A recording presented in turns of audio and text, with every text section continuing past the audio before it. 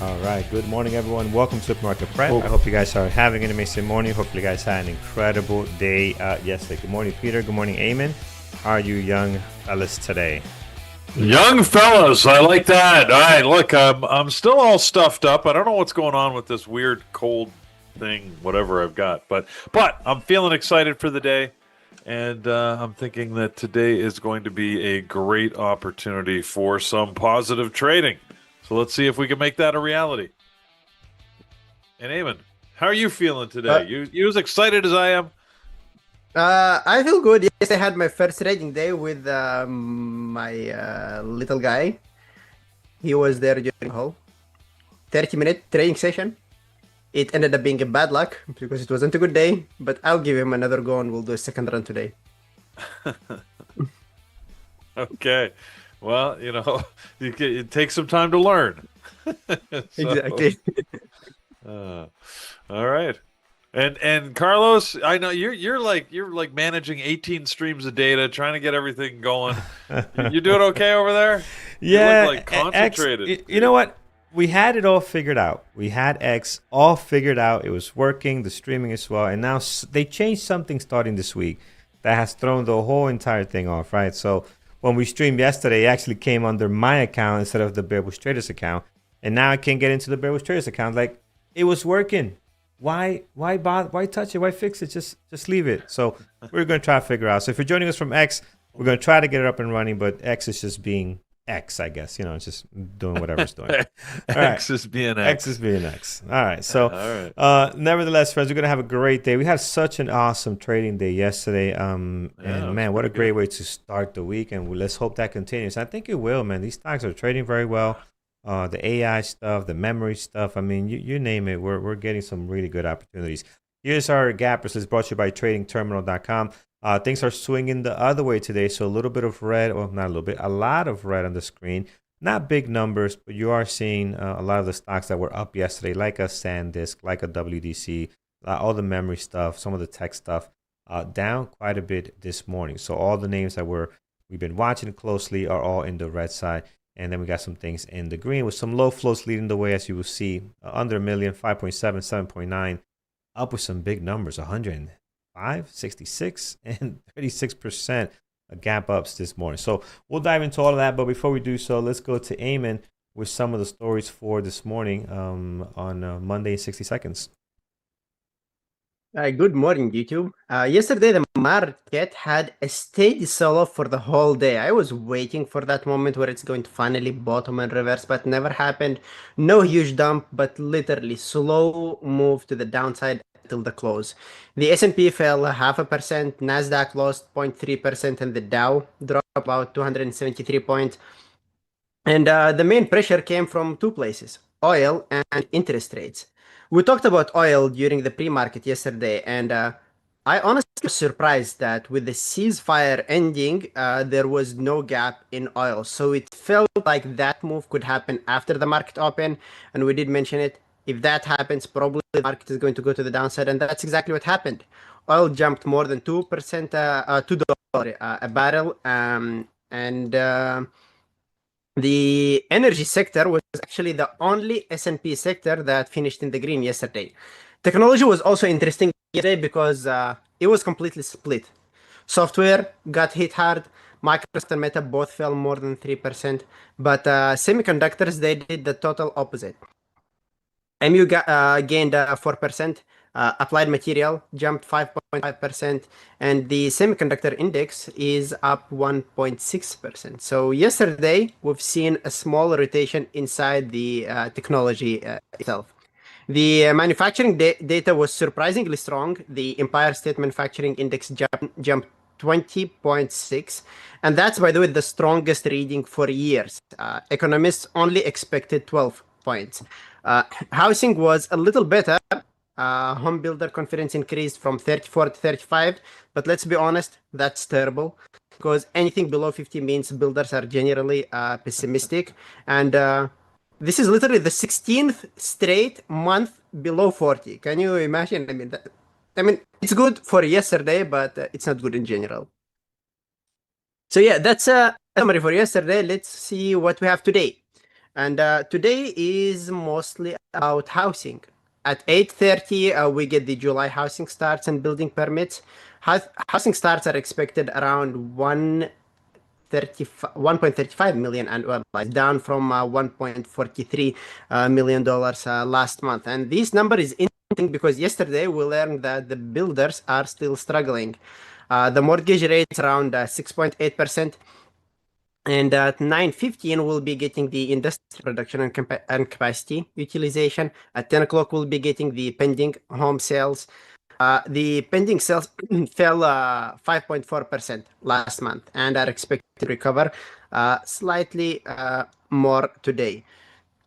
One thing is, remember, news aren't market movers at 8:30 and 9:15, but they still have their own slow impact in the market. Maybe something similar to what we've seen yesterday after the market open. We had Home Depot, by the way, reported the earnings a few hours ago. They beat both revenue and earnings. The consumers are still spending on the repairs and smaller projects, but they are not rushing into any expensive renovations. The main reason is the high mortgages.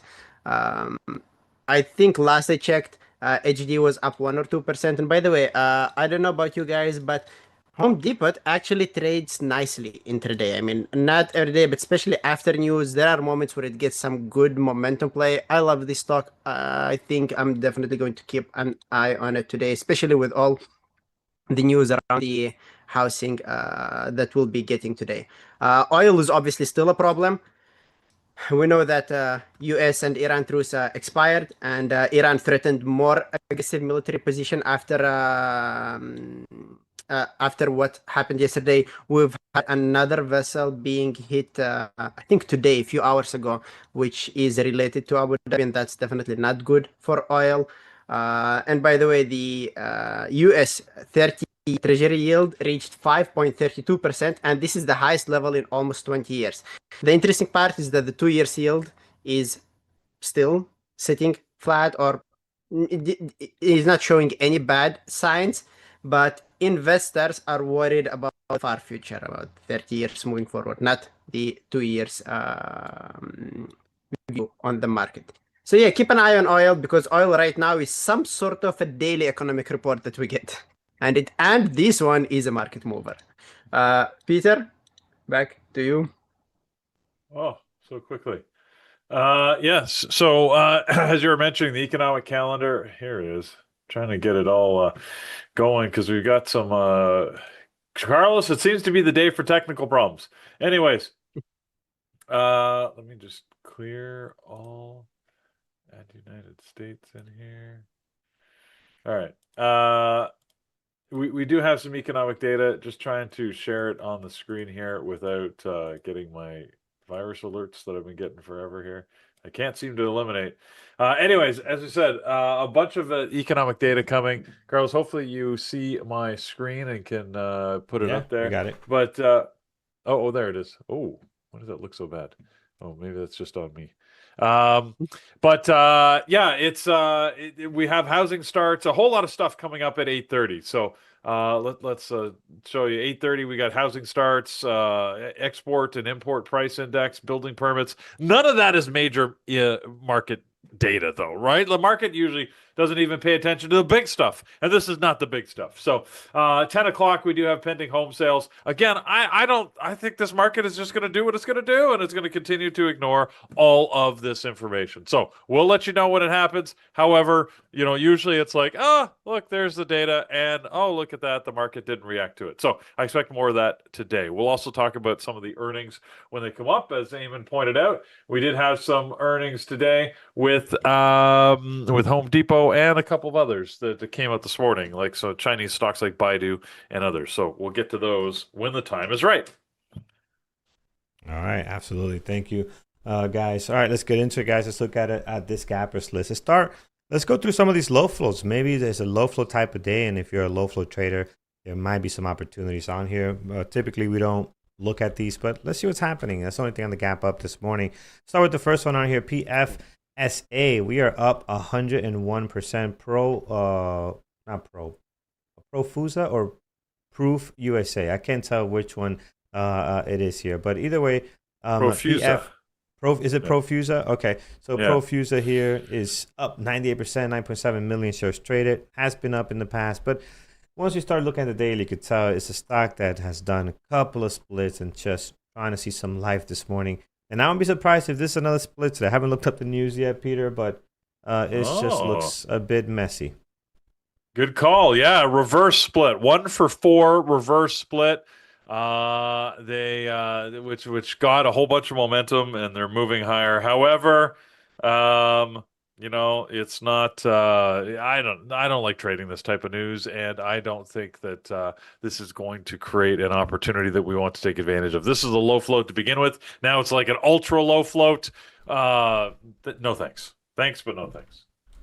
Yeah, don't like it, guys. So careful on that one. It is in play, but again, this news always ends up selling down quite a bit. So this one here, WETO, WeTor Robotics, they actually had a nice day yesterday, and they're continuing today. So big day yesterday, actually huge day. They went from about $10 to ending around $24.59 was the previous day close. Today they're gapping up another 75%. So the move is real here, Peter. 5.7 million shares traded, and they're rocking this morning. They're really getting it done.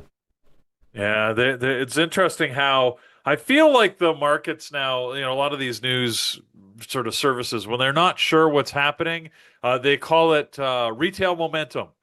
So, they use that a lot. That's us because we're unpredictable, I guess. If they can't trace it to a source, they just say, oh, it's retail momentum. So this is moving on retail momentum because there's really no company news. I mean, they unveiled something called Orchestra, which is a portable AI OS for wearable robotics. They did get to throw NVIDIA's name in there because it uses the NVIDIA Jetson system on the back end. But I mean, it's maybe that's enough. I guess all you have to do sometimes is throw out NVIDIA's name, and you can get your stock to move. So, look, whether you want to blame retail or not, as you said, this is day 2 of it moving higher. Yesterday, it went from $10 to $20. Today, it looks like it did another leap, and it's going from $30 to $45. So, I guess if it's in play, why not? If you like the low floats, this looks like a good candidate. Yeah, it sure does, guys. Up quite a bit and continuing on their second day play here as they move higher. More low flows on the way. The last one, the last one on this list is SGLY. So these guys are Singularity Future. Technology is the name of the company, and then these guys are up 42%, 6.8 million shares traded, and again another one that's high flying, as high as 983 this morning. Since then has given a lot of the gains back down to 6,035 cents.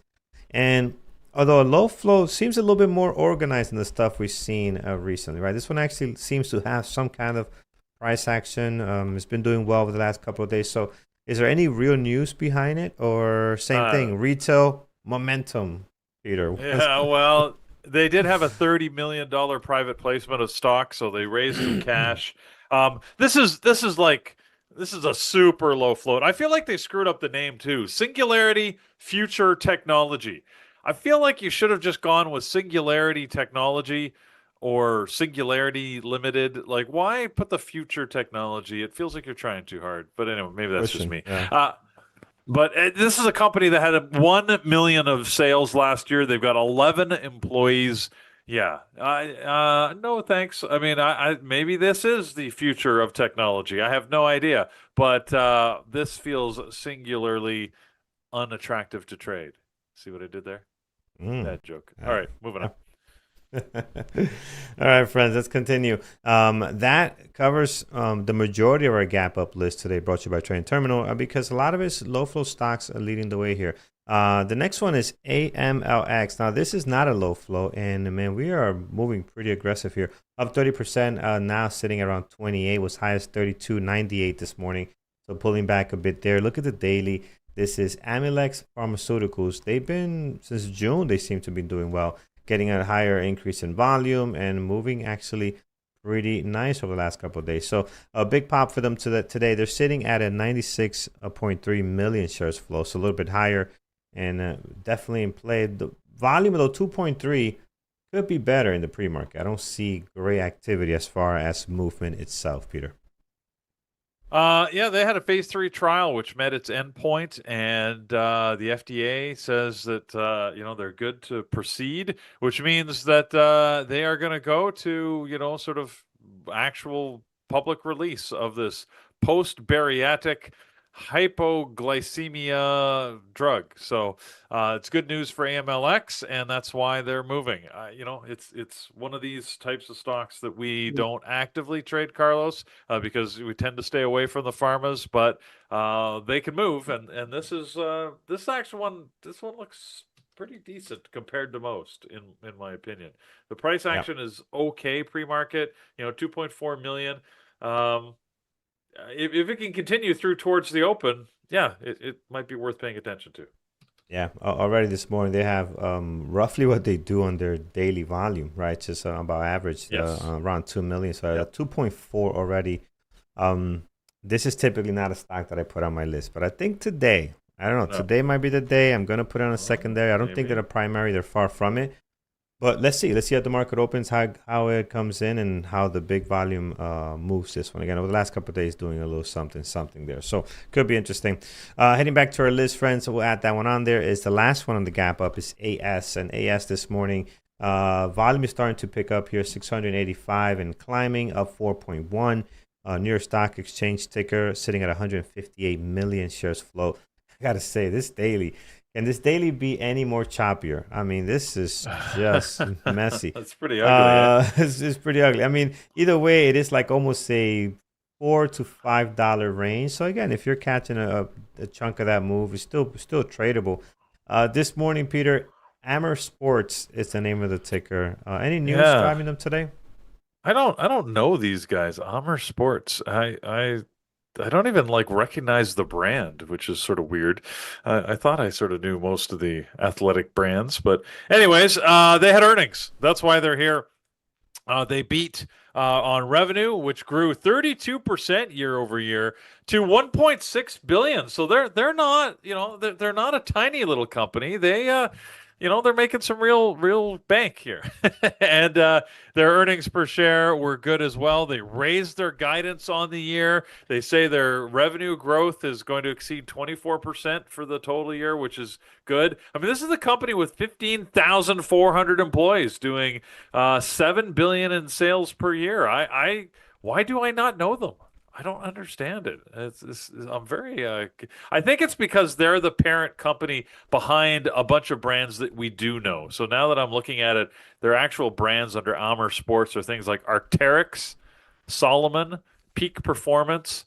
So I know those brands. So I mean, it looks like they make a lot of winter gear and heavy equipment. So or heavy, like extreme sport type equipment. So, anyways. So Louisville Slugger, hey, that's one of their brands. Look at that. So there you go.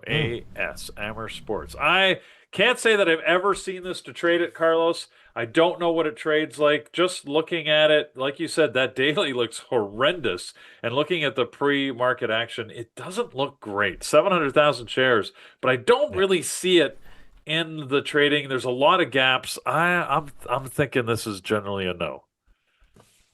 But for sure, no. All right, friends, we'll leave that one alone. One that we're very familiar with is Baba, which we haven't. I feel like I haven't traded this in such a long time. But Baba here today, it's been a long time. Yeah, they're up 3.1, 888,000 shares traded. So nice gap up for them. And their daily has been awesome, right? They're back in July, sitting at 95. We're up at 130 area. So again, nice little run since end of June into middle of August already. Yeah, not bad. Not bad on the daily. Intraday wise, I can't say I watched enough to comment on it, but I like this gap up today. Maybe a secondary, maybe something happening in the Chinese sector that we can take advantage of with Baba this morning.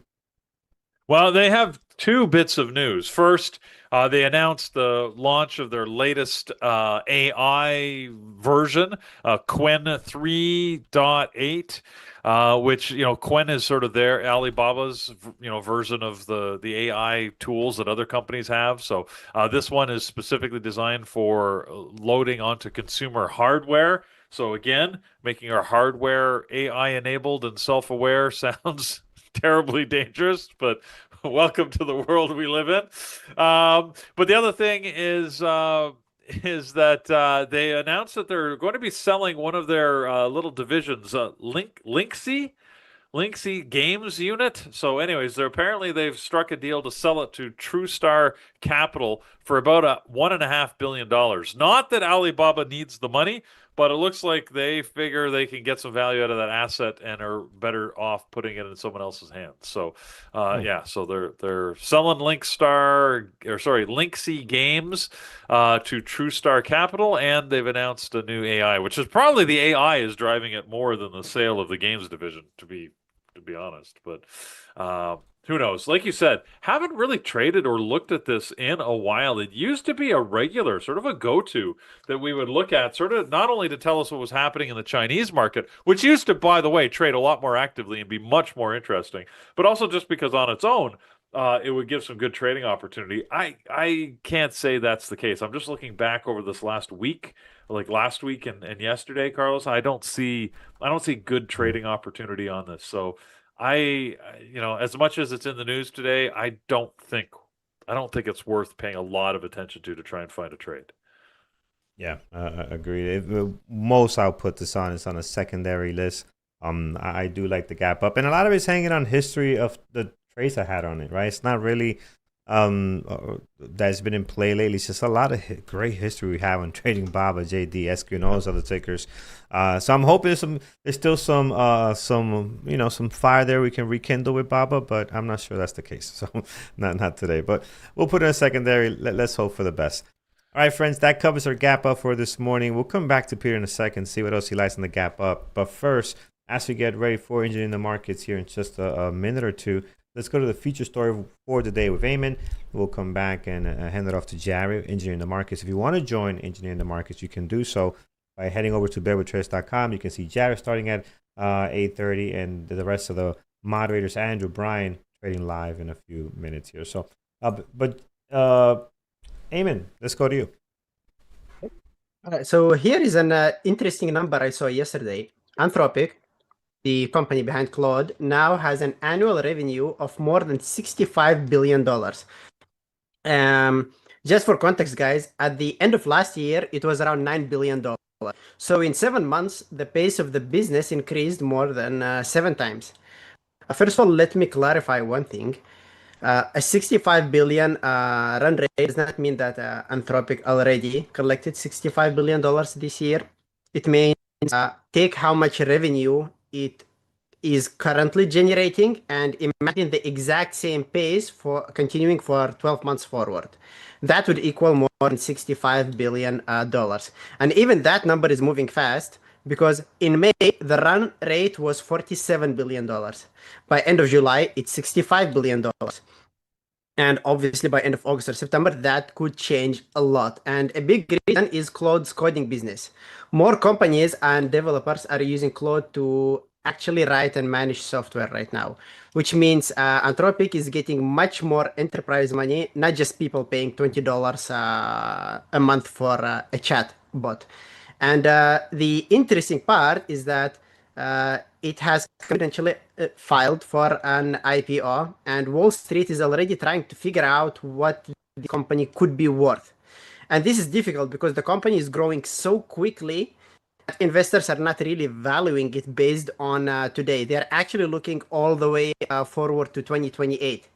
Anthropic projects somewhere around 190 to $200 billion in revenue in 2028, and this is why people are even discussing whether it could eventually receive valuation around $2 trillion. And think about how unusual this is. Normally, when you value a company, you look at what it makes today. And with Anthropic, Wall Street is basically saying, today is already outdated. Show me what you think you will make 2 years from now. And this is the exciting part because this part also creates a very high bar. Because when investors pay for 2028 today, the company does not only need to grow, it needs to grow almost exactly as incredibly as it's growing right now, or maybe as incredibly as everybody expected to grow. And I think that that's basically the fascinating part. We keep talking about companies spending hundreds of billions to build AI infrastructure, and Anthropic is now showing us the other side.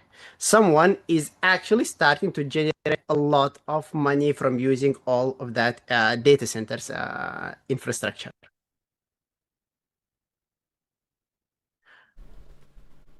All right, Carlos, Peter, back to you guys. Oh, Okay. the way you ended, I wasn't sure if he was taking a Yeah, me pause neither. or No, if he was, there was something that you I know. wanted to share, but I thought I'm going to leave it for the next time because there is something that I want to share. But Okay, I'm so being there was patient a, about it. a So yeah, let's do it. continuation. There was thought a process continuation, there. but there is Okay, we're not let's bugging. leave it. Let's leave it. Exactly. All right, sounds good, my friend. All right, Peter, let's go to you with any data that's come out today. Then we'll hand it off to engineering the markets. Yeah, so those numbers we were looking for did come out. As you can see, housing starts slightly under forecast at 1.2 million versus 1.3. Building permits slightly over 1.4 versus 1.3. So, a little bit of discrepancy in the numbers, or at least diversion, as one goes one way and one the other. Import and export price index you can see here at 0.4 for the imports contraction, and negative 1.3 on the export price index. So that's weird. That's interesting that you see contraction both on the import and exports when the expectation is there's going to be slight growth. Is that a bad thing? Well, it's listed as a negative number, but it actually could mean that the market might actually enjoy that, because that might mean that prices are not continuing to increase, which would stall some inflationary pressures that we have. So we'll see how the market feels about it. So far, the market feels they don't care. As expected, right? Yeah. We're seeing a little bit of a downturn in the market, but frankly, that's not new based on the numbers. It was already heading in that direction. So, largely, again, the market is just shrugging this off and continuing on its merry way. So, we'll hand the chat room over to Jared, as he's going to do entering the markets, as you mentioned, Carlos, and we'll keep going. All right, guys, we'll catch you guys a little bit later. We are continuing live on YouTube and X, and then Peter, we'll continue with you where we left off. Anything else in the gap up that you like this morning? I know we went over this list, majority low flow stocks, maybe one or two, even more as a possible, not even primary. But anything you like this morning that's on this way up? Eamon mentioned Home Depot. That's one of the ones that I was looking at for earnings. The HD, they beat on revenue and bottom line earnings. So it looks like people are still, fixing their houses. They're still buying stuff from Home Depot. Carlos, do you ever go to Home Depot? I do. I do. I like Home Depot. Home Depot is a little bit messier than Lowe's is. I don't know if there's a big difference between Home Depot and Lowe's. I'm not sure which one. Do you have Home Depot or Lowe's in your area? Or? Well, we also have Rona, which is a Canadian sort of equivalent type of brand. So, but you find it messier, really. I always found Home Depot. Oh yeah, it's a big difference. Home Depot compared to Lowe's. Lowe's is like, it's like walking into a Target. Everything is neat. Everything is clean. There's always there's more service people than employees in the aisles. They're willing to help, and Lowe's goes out of the way. Like, they will, if you need a piece, they will call the corporate office. They will do whatever it takes to get that product for you. But Home Depot is like, you want to get your knee pads dirty and you want to get your elbows dirty. It's Home Depot. You just rub yourself in the eye, you're gonna get dirty. I don't know why. It's just the way that's all Home Depots, not the one in my town, the one a few towns over. Home Depot seems just to have a messier, I'm getting a lot done type look, and I think a lot of contractors, use Home Depot opposed to Lowe's. It just feels that way because I see those guys in there all the time. Yeah. Very interesting. Okay. Yeah. Well, I would agree that contractors use it because they have a big contract business. That's not my experience. But maybe that's just local store. I don't know. I've Anyways, been to many um, Lowe's, man, and you guys tell me in chat you guys been to Lowe's and Home Depot, and Lowe's is just it's unbelievable. Now try to find somebody at Home Depot, it'll take you 30 minutes to find somebody at Home Depot. At least in my areas, they'll take forever. But Lowe's, they're looking for you. all right. They're following down the aisle. It's just crazy. So Well, don't worry, there'll be robots now. There'll be robots on every aisle. And by the way, talking about robots, did you see that robot that China made that's running somewhere around, I forgot. I think it ran 100 meters in 9.78 seconds. I need to verify my sources. But the brakes are broken. That thing eventually hit a wall. Probably I'll share it tomorrow, in fact. but yeah, robot. If you What? I didn't see that. So I'll send you the video. Actually, you can maybe play it somewhere mid-show. So this is like a Chinese sprinting robot. Exactly. So let me send that to you in Telegram. Maybe you can just share it at some point. That's actually an interesting one.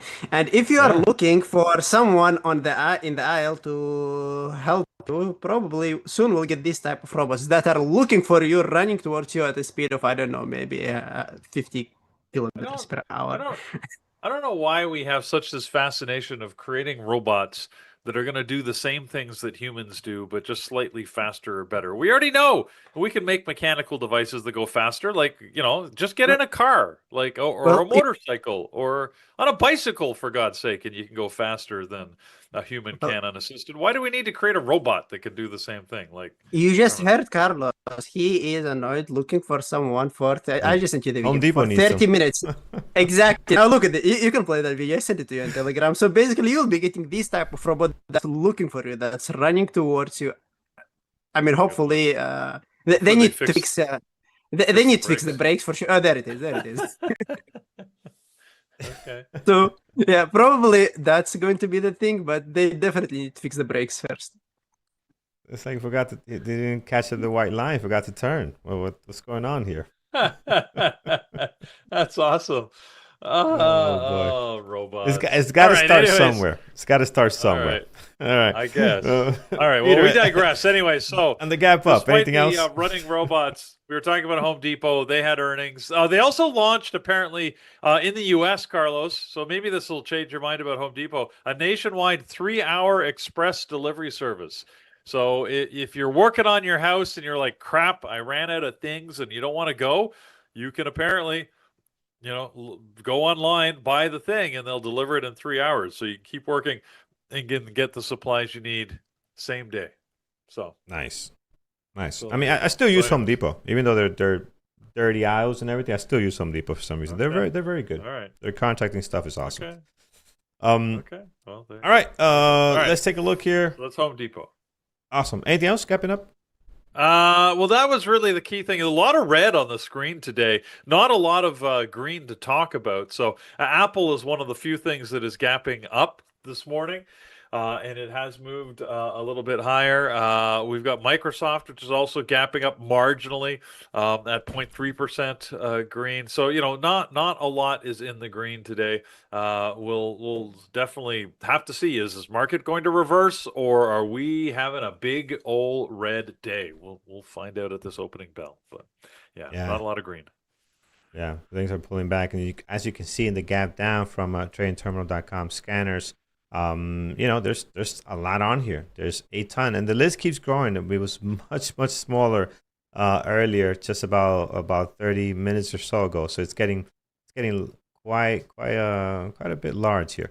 Let's look at a couple on the top, and then we're gonna hop around. Today's gonna be one of those days. I already see it, Peter and Amy, where we're just gonna probably pick usual suspects, stuff that has been in play. The overall market is down. I'm gonna continue to have SanDisk, which I think has been trading amazing. And yesterday in Discord, I saw a couple of traders that took SanDisk, and man, they traded that thing really nice. I'll try to pull those trades a little bit later if I can. But I'm jealous. I am. I'm just a little, little bit. But yeah, great stuff there. And I think that's going to be the story today. Let's look at some of the top ones here. KLAR is the first one on deck with a gap down of 20%. This is Klarna. payment system, I believe this is. 2.5 million shares traded. What's going on? People are not using the services, Peter. This is earnings, by the way. Exactly. It is earnings, and yeah, and they didn't have a great quarter, and they cut their guidance, and it's always that guidance that gets people upset. Cut the guidance, you make the analysts upset. Now, their quarter wasn't that bad. They were more or less on target. In fact, at the bottom line, they delivered a little slightly better, it looks like, earnings. They were expected to lose 7 cents, and they actually made a penny. However, they're calling off their forward-looking guidance, which means they're expecting some tougher times ahead, which surprises me because I would have thought that this would be the type of market and economy that they'd be doing well in. But looks like they are struggling a little bit, and they also announced, by the way, that their CFO is going to be leaving. So I don't know. Is it related? Like, is it he's leaving in shame? Not sure, but looks like that is going to create a little bit of a executive suite shakeup, and Klarna is going to have to sort of bring in somebody new to take over that chief financial spot. So, all right, yeah, there you go, friends. How well is this going to trade, Peter? What's your thoughts on actually having it on the list? I don't know. We've seen this off and on the list over the last few years. I don't think it's a great trader. I mean, it's already got 2.5 million shares, so that looks okay. But I haven't found, in watching it, haven't found that it moves in a way that I like to trade. It also happens to be a NYSE stock. Those that trade on the New York Stock Exchange, you've heard me talk about it many times. It's just a little more difficult because the way the market makers manage it. So for me, I might just put it on a secondary just to keep an eye on it because it is down 19% and it's got some good volume. I don't expect to find a good trade, and I certainly don't expect to find it right at the open. If anything, it'll be a little bit later in the morning when we'll see. If it moves well, then there might be something to take a look at. But yeah. Yeah, that makes sense. All right, we'll keep it off for now, friends. Let's look at RAM at this morning. Again, the ETF that keeps coming up here, so you guys know what's the deal with this one already. We'll move on to the next one, which is Wolfspeed, down 8.2 this morning, 260,000 shares traded. Very light volume. We've seen this one before. Not usually one that makes my list. Again, the volume on the daily just seems a little bit lighter than what I would like. Even pre-market, I'm not seeing anything great on it, Peter.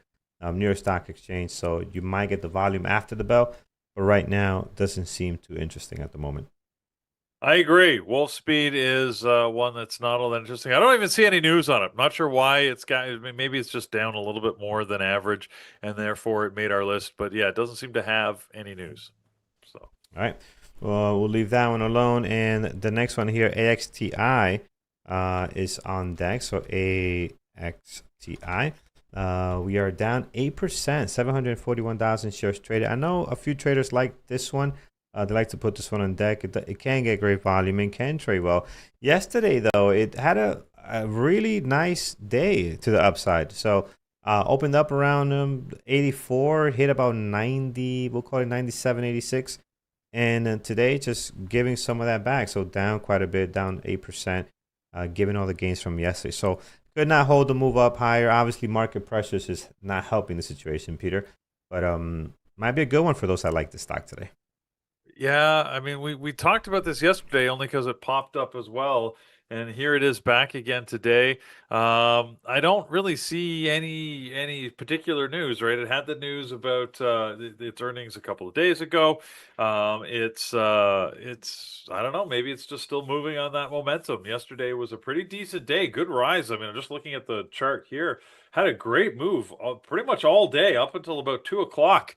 It was climbing, so today maybe it'll capitalize on that and move again. I'm still skeptical, but it might not be a bad target. I don't know. Yeah.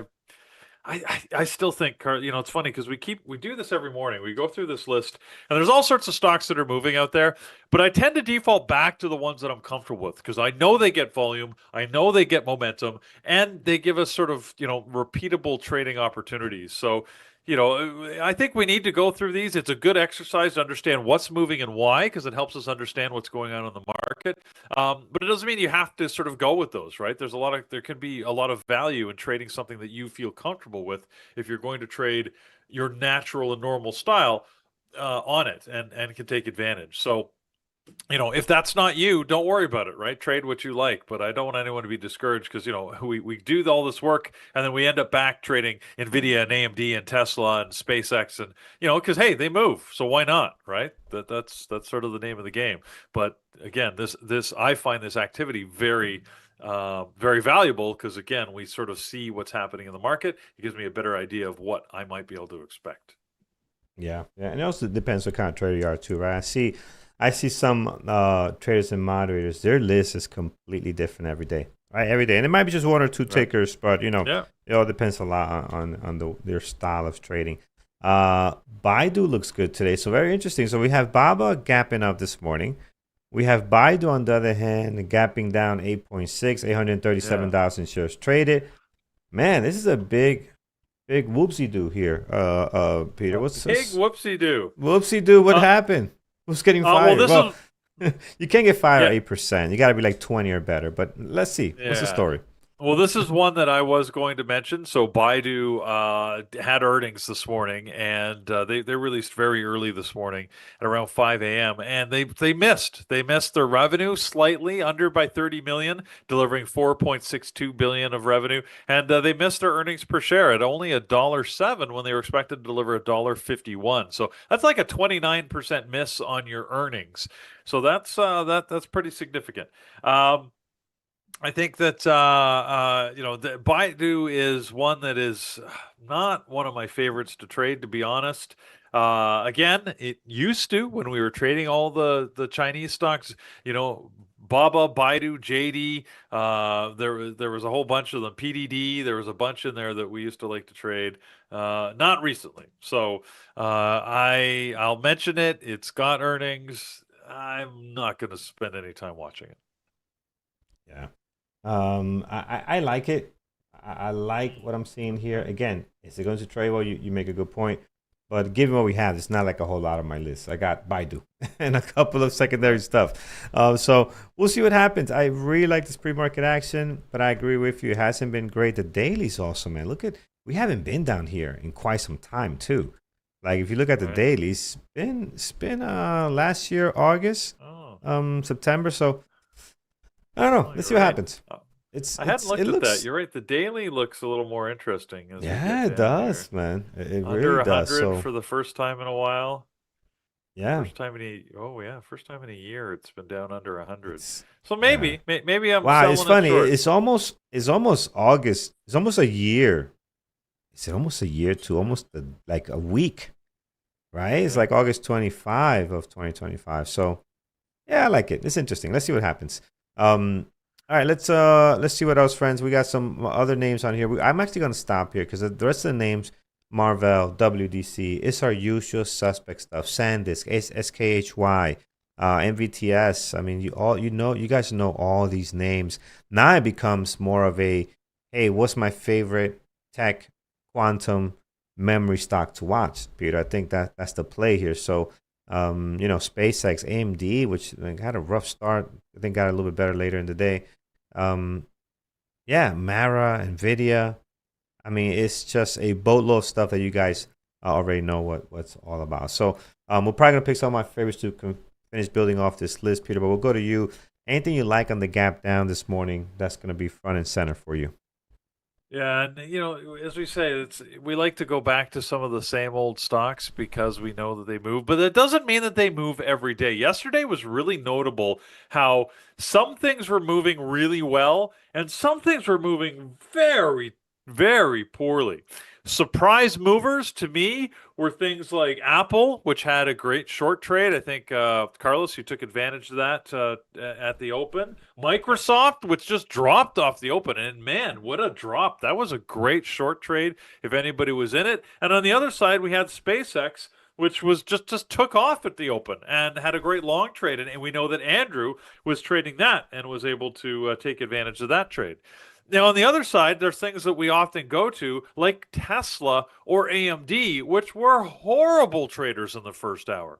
Like Tesla and AMD were just chopping sideways, and you wanted nothing to do with those stocks. So you just never know which one is going to move on which day, which is why, in my mind, you keep a basket of them, right? Because you've got to, pick the ones that are going to be moving on any given day. Andrew is a master of that. He always seems to find the one that's moving, and that's the one that you can find them in almost every day. So, and that's why our members of the Bearable Trading community rely on so Andrew's watch of the market. Somehow he's got that magic eye that he can find these things. As always, we let you know about it here, but it's not the same as seeing it live in the chat room. So, in any event, Carlos, yeah, I think I'm going to be watching the usuals again. Which one of them are going to move? Which ones are not? We will not know until it happens. So that's why we got to keep an eye on a number of things. Yeah, absolutely, friends. We'll see what we're going to build this list with. I do like SpaceX. I mean, just incredible yesterday, so I am going to add that to the list. I'm not sure if I add Apple again, but SpaceX for sure I'm going to put on here. Already 3.2 million shares traded, and we are down 2.7. So day looks interesting as well as we just check out how SpaceX is going to look in a couple of months down the line. So I'm adding SpaceX. You mentioned Tesla. Tesla's also been great to me, man. We have a couple of trades. This was Friday. It was a beautiful one. Today already down 1.6, like everything else, down slightly. I think this can be great also. It's going to get volume, so Tesla will be on the list. And for me, maybe SKHY. SKHY has had a weird trading, right? Like, yes, it was really rough. Finally broke out, then sold off. But off the bat, was not as clean as I would have liked. So before we build our list here, we're going to get some tickets from you guys. So we'll start getting those tickets ready and throw them in chat. Apple is up 0.5%, 639,000 shares traded. Again, beautiful sell-off yesterday. And I got to tell you, Market Atlas helped a lot to keep me patient towards that 304 target. Worked out pretty nice. And we're going to make sure that we have that on and ready for today's trading. So get your tickets ready. As you're doing that, we're going to go over to Eamon with our fun fact for the day. And then we'll come back and pull some tickers that you guys have on deck this morning. Fun fact of the day. There we go. Theme song. I feel like that's a theme song now. I don't know why. I just feel like doing that every time. All right. We need to merge to the show. Here is something that makes absolutely no sense until you think about it. A day on Venus is longer than a year on Venus. Venus takes about 243 Earth days to rotate once, but it only takes 225 Earth days to travel completely around the sun. So technically, an entire year is finished before it finishes the rotation around itself. And it gets even stranger because it spins in the opposite direction from Earth. So if you could somehow stand there without immediately dying from the heat and pressure, the sun would rise from the west and set in the east. And sunrise to sunset takes around 117 Earth days. Imagine just telling your boss that I'll finish it before the end days on Venus. I mean, that will be for months, and I think that would be a good thing. But we can't live there now. Anyway, today in history, on August 18, 1982, the New York Stock Exchange had its first ever 100 million shares traded in one single day.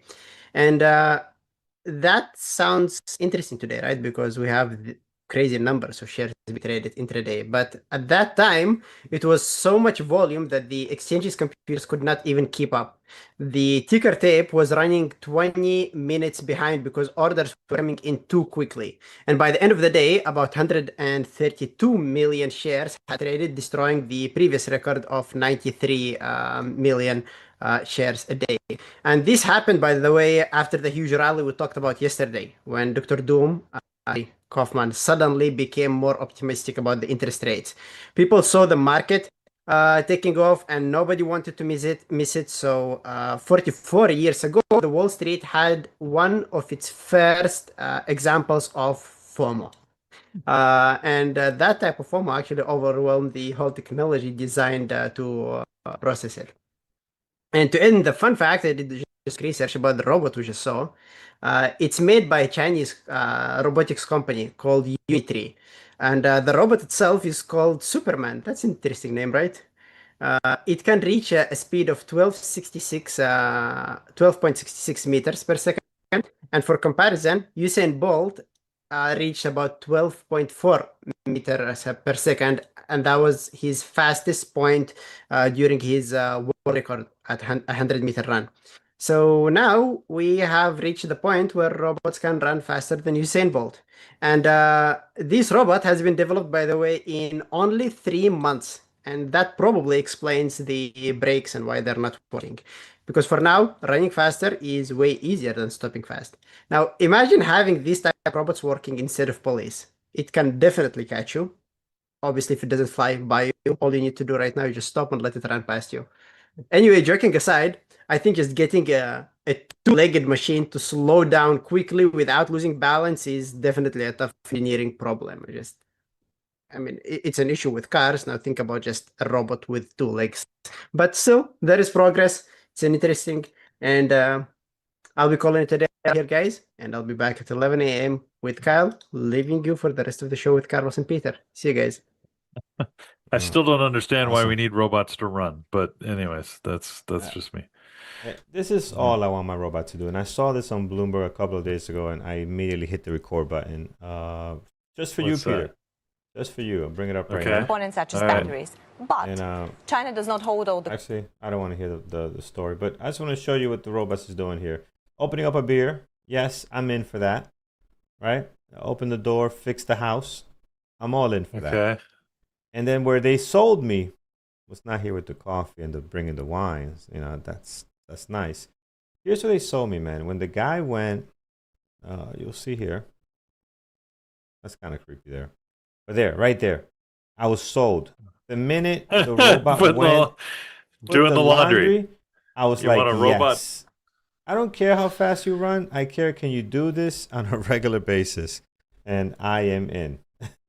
In 100%. Do we have to put him in that creepy like gray bodysuit? Why can't It we looks at more. least? It looks more soft. Let's see. It looks more approachable, right? It's Yeah, got like a but sweater on. You don't like that? but yeah, why can't we? Like, if you're gonna do that, just give him a butler uniform or something. I don't know. Make it look. Well, Why are you gonna this put him looks. in this terry He, cloth bodysuit? I don't yeah, know. it looks a little weird, That but he seems. blends in. He blends in. Look, he's checking the phone when he's going out the door. I don't know what he's doing. But No, I don't know oh, what that's he's his hand. holding. Look at that. That's a Stella bottle. You can clearly tell. There you go. Open that up. Thank you, sir. That's a beautiful thing, Peter. It's a beautiful thing. Okay. I'm All looking right. forward to it. I'm waiting. All right. So, You know all what? right, I'll let friends. you have one first. I hope your kids aren't in danger. I just they still creep me out. I'm good. I don't need one. Yeah, there you go, man. Uh, All right, friends, we are all set. Let's take some tickets from you guys this morning as we're getting ready for our market open. I got a couple of stuff on my watch list: Baidu, SpaceX, and Tesla. We're debating with You Found the Plot if we're going to add Apple, and I think we should. It was nice to us yesterday. Today's still stuck within this range. Actually, right on. It's finding a hard time staying above this 307. We're back below it. We did hit a high of 308 this morning, but then right back down below this area. So yeah, I think it'll be interesting. I'll put Apple on the list today. If it can trade like it did yesterday, that can be pretty nice. What else, friends? What else you guys like this morning? CoreWeave. Let's take a look. CoreWeave hasn't been that great for my style of trading. no. And we like CoreWeave, Peter. Yeah, I actually have kept it on one of my screens here as a stock just to watch, and I haven't done anything with it in weeks. So, yeah, you're right. It hasn't moved as well as it did. So I was hoping that it would be sort of one of the next stocks we'd be watching on a regular basis. So far, it hasn't lived up to that billing. So that's just my expectation. But PLTR has been much better. SpaceX has stepped up. Even SKHY, when it came out, I thought it was going to be sort of big and actively tradable. It's not yet, anyways. It's not. It was good for a period of like 2 weeks after the IPO. I feel like it's sort of taking a step back here. So, anyways, we'll see. Yeah. Yeah, this one I'm not a big fan, so I might skip on this one for now. MRVL is being mentioned as well. This one looks good. Pre-market action down 6.3, 1.1 million shares traded. Yeah, this is actually down on the higher end of the list here as far as stuff that are gapping down this morning. Sand, the same thing, about 5 or 6%. So yeah, maybe this could be in play. Whether I watch this one or SanDisk is I like SanDisk, man. I know he let me down yesterday or whatever, but SanDisk, I think it's got to go on the list. I think it really does. And let's hope I can trade it a little bit better than I did yesterday. But MRVL is not a bad one. I think it belongs in the secondary list for sure. I think you have to watch it. Pick your favorites out of all of these. The odd one out here is really Baidu. Baidu's the one that normally is not on our list. But man, today they look good, especially on this daily. So we'll see how that plays out. All right. Anything else? I don't know. I don't have anything active. I was looking at Quantum because they seem to have some good volume so far early this morning, but I don't, I can't call any one of them. QUBT, Rigetti, QBTS, INFQ. Those are the ones that I typically keep an eye on. They're okay, but not great. Yeah, Carlos, I think we're just gonna have to wait and see. It's one of those mornings where, when everything moves in one direction, like almost everything's red. The Qs are down quite heavily, by the way, 1.2%. That's pretty big for a pre-market drop. So, but usually when you get almost too much of a move, that's when you can often see a bounce back. So I'm not convinced this is going to be a red morning, that everybody's going to be trading things short. Maybe, but when everything seems to be in a direction, that's often the time when we find an opportunity for some value buyers to come in and prop this market back up. I mean, we've seen unremitting resilience in this market, right? So I'm thinking that's going to be the tale for today. We'll see. So I'm cautious. I'm going to be cautious approaching this market. As we get closer, I'm going to pick some targets. Hopefully, I'll get either some rising devil type trades or some fallen angel, which means I'm going to be looking for some pullbacks to VWAP and either for these things to move higher or lower, depending on what they look like. So we'll see where we go. That's what I'll be looking for. And then, Carlos, after the open, maybe we'll find some VWAP bounce type trades that we can take advantage of. But yeah, again, I'm not trying to guess now. We still have 28 minutes before the market opens. So lots of time to figure out what is moving and what I like best. Yeah, absolutely. All right, friends, we are all set. I like my list this morning and look forward to seeing how this plays out. So, yeah, guys, join our Discord chat. Here we're talking off topic as well, so you can chat about different things. Someone asks, what kind of plants are you growing? I responded, I'm growing hydrangeas, right? So that's what I'm doing here. What? And that's the newest one in the family. Plant is like a thing now. I feel like everybody's just into plants, indoor, outdoor stuff. I think this is like I don't know if it's just I'm just noticing it now because I'm getting into it. My wife's been into it for a while. She's pulling me in. Or I think you're just noticing it. It's just noticing it? Okay, so this is like a big thing. Okay. So there it is. I don't know. I think it's like buying a car. You buy a car and then suddenly like everybody has the same car with the same color. I think that's what's happening to you. That's what's happening to me. Okay. Look, but then again, I'm not a plant. I hate gardening. I don't. People Really? love gardening and they find it so relaxing and everything. Amazing. I'm like, kill me now. I hate it. I hate it with a passion. Okay, So yeah. I like watering. I like watering the and actually now with the hose, I fill up the bucket and I go and take my time and sometimes I even do a cigar while I'm watering. You got to do a cigar while you're watering. It is, you cannot get more relaxed than doing a cigar while watering plants, Peter. The zen is unbelievable. Okay. Unbelievable. Okay. I know. Look. Right. I have many friends that talk about it and how lovely it is, and they love, like you said, watering things and taking care of their plants. And I'm like, I honestly would rather go for a root canal than do that. I despise gardening. It's just I don't enjoy it. I really don't. Oh yeah. So that's okay. You do your thing. This is our buddy Asi. He's got some. What is he growing here? He's growing some cantaloupe plants. I started a month ago, so they're looking pretty good. All right, friends. But there's also actually business talk here. So also coming in here, look at all the stuff that we're posting here. Market talks. We've got people sharing their ideas, sharing their trades. There's Andrew's trade from yesterday on SpaceX. Just incredible. And where's that gentleman that did that SanDisk trade? I was like, my goodness, what a trade. I can't find it now, but here it is. James. Wow. Now that's how you trade that thing. That was yesterday breakout. Look at that partial.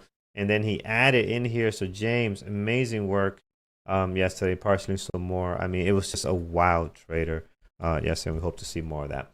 All right, friends, the reason I came here was for our BBT announcements. So let's go head over to bevertraders.com. I switched over. I got distracted because I had Discord up, but I came here for this. Peter's going to let you know what's happening today on this beautiful Tuesday, and then we'll show you how you can join our community, how you can join our Discord, and all that fun stuff.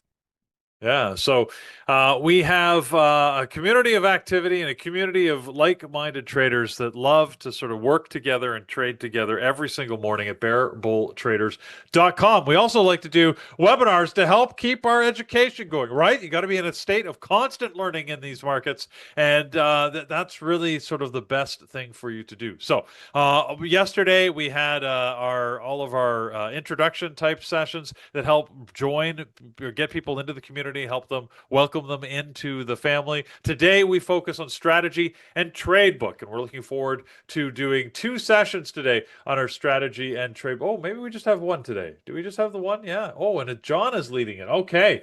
Yes, tonight we have our signature event where John is going to be talking about how you can trade the high of day break strategy. It is his focus strategy. It's basically all he does. He trades the same thing every day, and he's I can't say perfected it because you never get to perfection, but he has certainly sort of made an art out of it and is able to trade very effectively. You want to understand how that works, you've got to go and join that webinar so you can see how he trades so consistently and so reliably on this single trade strategy. That's at 8 o'clock in the webinar room for all of our elite members. So bearbulltraders.com is the place to go, and you can find that. I get to do next week's webinar. We'll talk about that next week, but we'll be talking about the lightning bolt strategy. It's one of the ones that Carlos trades a version of it, right? You can call it different things, but this is essentially a VWAP, test and break type of trade, and it's one of the ones that we look for, and we'll talk about how that sets up and the way that you can trade that. So that's next week. But for this week, tonight, 8 o'clock, John is going to talk high of day, his high of day break strategy. If you want to join, again, like I was saying, bearbulltraders.com. That's the place to go, and scroll down. You can see the different membership options. Join with whatever one makes sense to you. They all have a 7-day money-back guarantee. Kick the tires. Make sure that it's an approach and a community that is going to meet your trading needs and style. We're convinced it will. Which is why we're happy to give that money-back guarantee. So you basically can get in with no risk. Give it a shot. We think you'll be convinced it's going to add value to your trading, and you will make back whatever investment very quickly with the extra value you get from that community. So bearbulltraders.com is the place to go.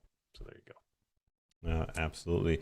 Here, let me ask you. So for your lightning bolt, does it happen off the VWAP as well, or it can happen in any other areas like previous day close, maybe on another bounce off the low of the day? Like, what's it? Yeah, it's a version of it is actually a version of an ABCD type strategy. It specifically happens at the VWAP, though. That's what my lightning bolt works for, and it's when you push through the VWAP up or down very quickly, retest, and then go for a run. We see that happen quite a bit.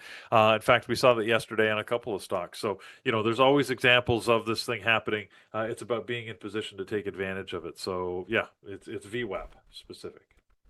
Yeah, gotcha, man. All right, can't wait for that. Again, we got one tonight with John, and then Peter next week. Looking forward to it. All right, friends, let's finish off our list. Again, I think I'm pretty set with what I have right now. At the moment, Baidu, SpaceX, Tesla, Apple, and SNDK.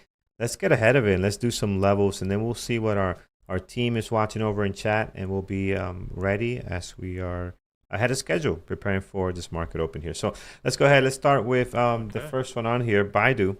Baidu this morning, as you can see here, I love the pre-market action. It's down quite a bit. Daily also looks great. We haven't been here in almost about a year. It might not be 52-week low, but it's pretty pretty close. It might be 53 or 50 or I'm sorry, 51 or 50 week low. Might be in that area, like a 2 or 3 weeks before. But we're very close. Low of the pre-market keeps moving on me. I'm going to mark down 94.34 for now, and we can always come back and check that out. But if you want to see anything below that, as I mentioned earlier, you have to go back to August 2025. And right in here, maybe this area, 92.58. And then towards the bottom here, 90.56. Towards the top, since we're already here, let's mark some levels, 96. And then we also have an area right around 98.88. So 96.30 and 98.88 is going to cover a lot of stuff within the high and low of the pre-market. And look, you can see how some of these levels are reacting, right? So we got 98.88, 96.30. And you can see in here, you can clearly area support and then resistance. Again, I don't know if they went back to that level, but the fact that it coincides, that's great. I want it there. This one, not so much. It's kind of right in the middle of it. So not so much for the most part, but clearly it's 98.88 is looking pretty good. Towards the top of the daily, you do have the highs and lows of the last 2 trading days. Previous day close, pretty close to the high of the pre-market. So I'm not going to worry about marking anything else up here as we continue to blow past this 94.35, which is our recent low. And let's see how much down action we have here on Baidu. But looking pretty good this morning. I like what I'm seeing there. It's going to be on deck today. SpaceX is, again, big move up after hitting the lows of 104-ish or so. Has managed to put in a really big day on the 7th and then make its way up to about 150. And now it's just kind of hanging out here, stuck between the highs and lows of the last 2 trading days. I'm just going to mark down the high and the low of the pre-market. I don't think you really need to do much on this one. The high is 144.73 right now. The low is at 141.62. It looks like it wants to get tested again here as it's pushing lower. But in the big picture, you are still within the highs and lows of the last 2 trading days and the previous day close. So we'll keep it nice and simple as far as levels goes. We'll head over to Tesla next. And this one, you do have towards the top, plenty of stuff. I mean, you can't even fit another level up here above the pre-market high, even if you wanted to.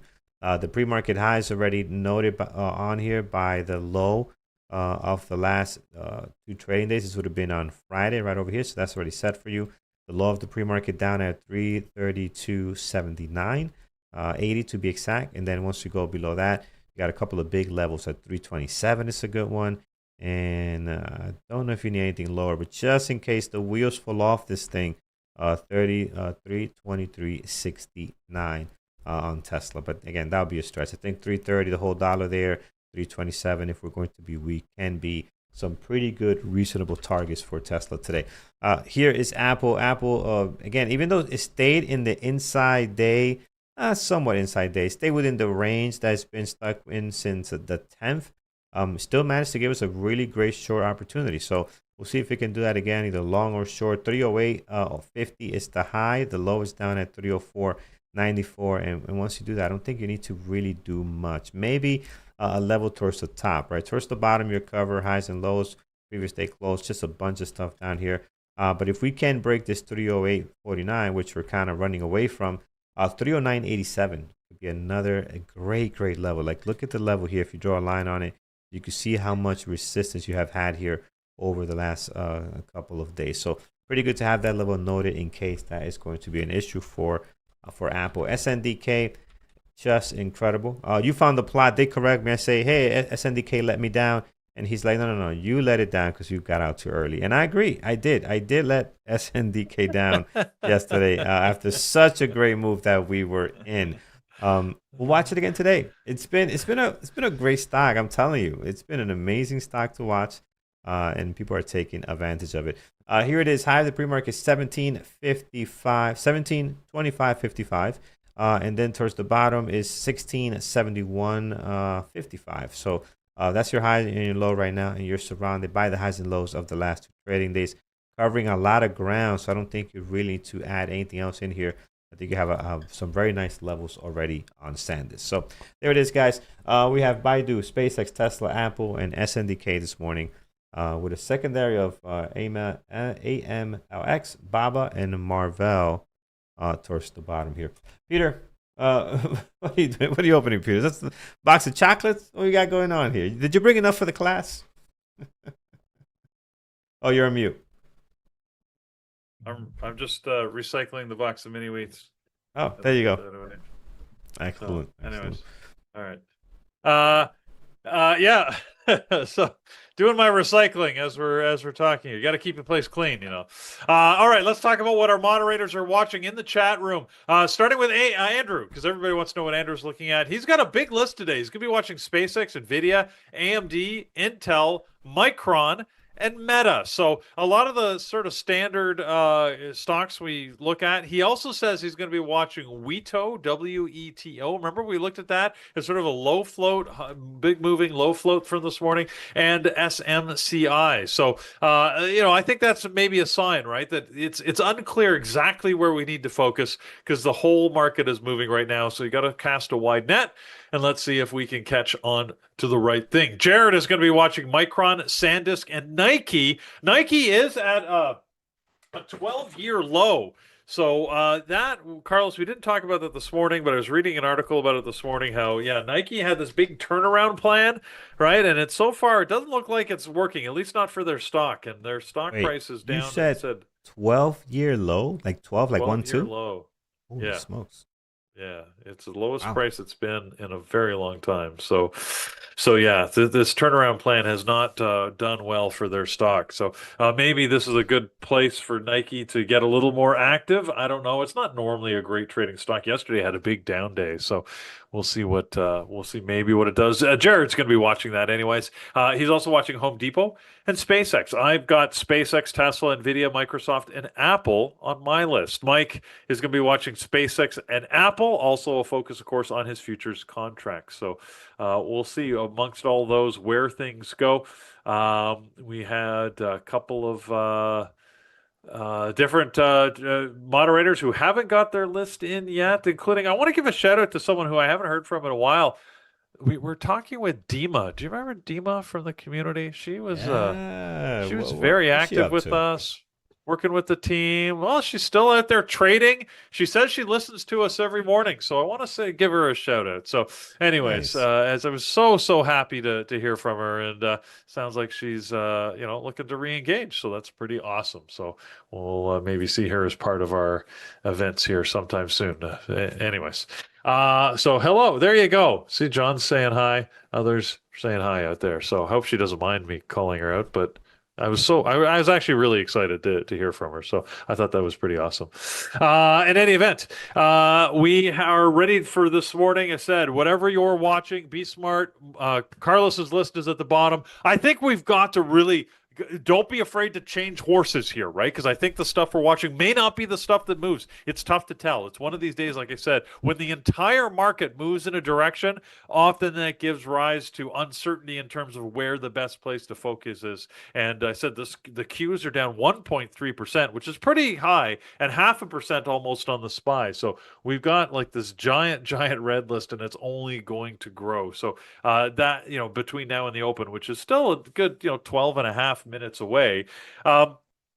But I said, I'm not convinced that we're going down, right? It feels like we've almost overdone it pre-market, and maybe there'll be a bounce back recovery. I'm just ready either way, right? If the market continues to show weakness, let's go, baby. Let's see if we can trade it short. If it shows that it's about to reverse and people are thinking there's a buying opportunity here, then let's look for some long trades. So we'll have to see how we do. I don't know why. Like I said, I've been all excited all morning for this trading. So hopefully my trading proves, validates my excitement. Yeah. That's what I'm hoping, anyways. I hope the same as well. It's funny. You look at these monthly charts, man. It's just like the headlines don't match what this market does. I know. the big headlines, right? Oil, war, stuff with Iran, the war and all that. It's just saying, right? Doesn't match.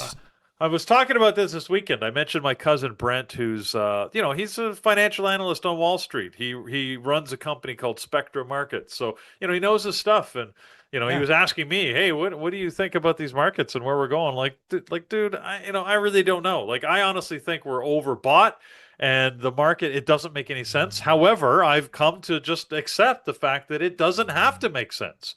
I honestly thought that, you're looking at a monthly chart here. I would have thought that 2 years ago we were bought here, and that the market had to give a pullback, and it never really had. 2022, we had a little bit of pullback, and everybody thought, "Is this the beginning of the end? Oh my God!" And then look what happened, right towards the latter end of that year, and then we took off. Every time we get a little bit of a pullback, the market just roars back, and more money flows in. So yeah, we do have a real problem out there. There's just no other place for the market to go, and no other place for the money to go. And you know what? I mean, there's no one to say what's right or wrong. We might not think it makes sense. It may not match the economic sentiment generally, but it doesn't matter. I mean, this is the reality. So let's trade it. Let's put some Yep. money in our bank accounts. See if we can't do some good with that. So Yeah. No, John, I agree with you. John says, what do we expect? The regional war with an unimportant country to kill the world economy? No. We expect people to panic for no reason. I expect people to panic sell, just because, and that's what creates the problem. But analysts was saying that we haven't had a recession in such a long time. Before, it used to happen every couple of, I think don't quote me on the number. I forgot the number. It was like every 5 years. We haven't had a real one since like 2008. Well, they used to talk about the 7-year cycle, right? There was a 7-year cycle of within the 7 years, you would get a strong move up in the market, a pullback, and then the market sort of cycle would repeat. And yeah, we definitely haven't seen that. It's been about 12 years pretty much of unremitting growth here in the markets. And that I don't know, makes people like me nervous because I'm old enough to remember the COVID. You say, like Allison here saying COVID was a recession. It was an economic recession, but not for the markets. Check the market over COVID, right? I mean, that was not a recession. I was not at the breadline or anything like that. That was very short lived. Very short lived. The recovery was ridiculous after that, right? Yeah. A recession is like 2008. Like, that's a recession. It took years to get back, right? And people were hurt. Like, people were actually really hurt for a long, long time.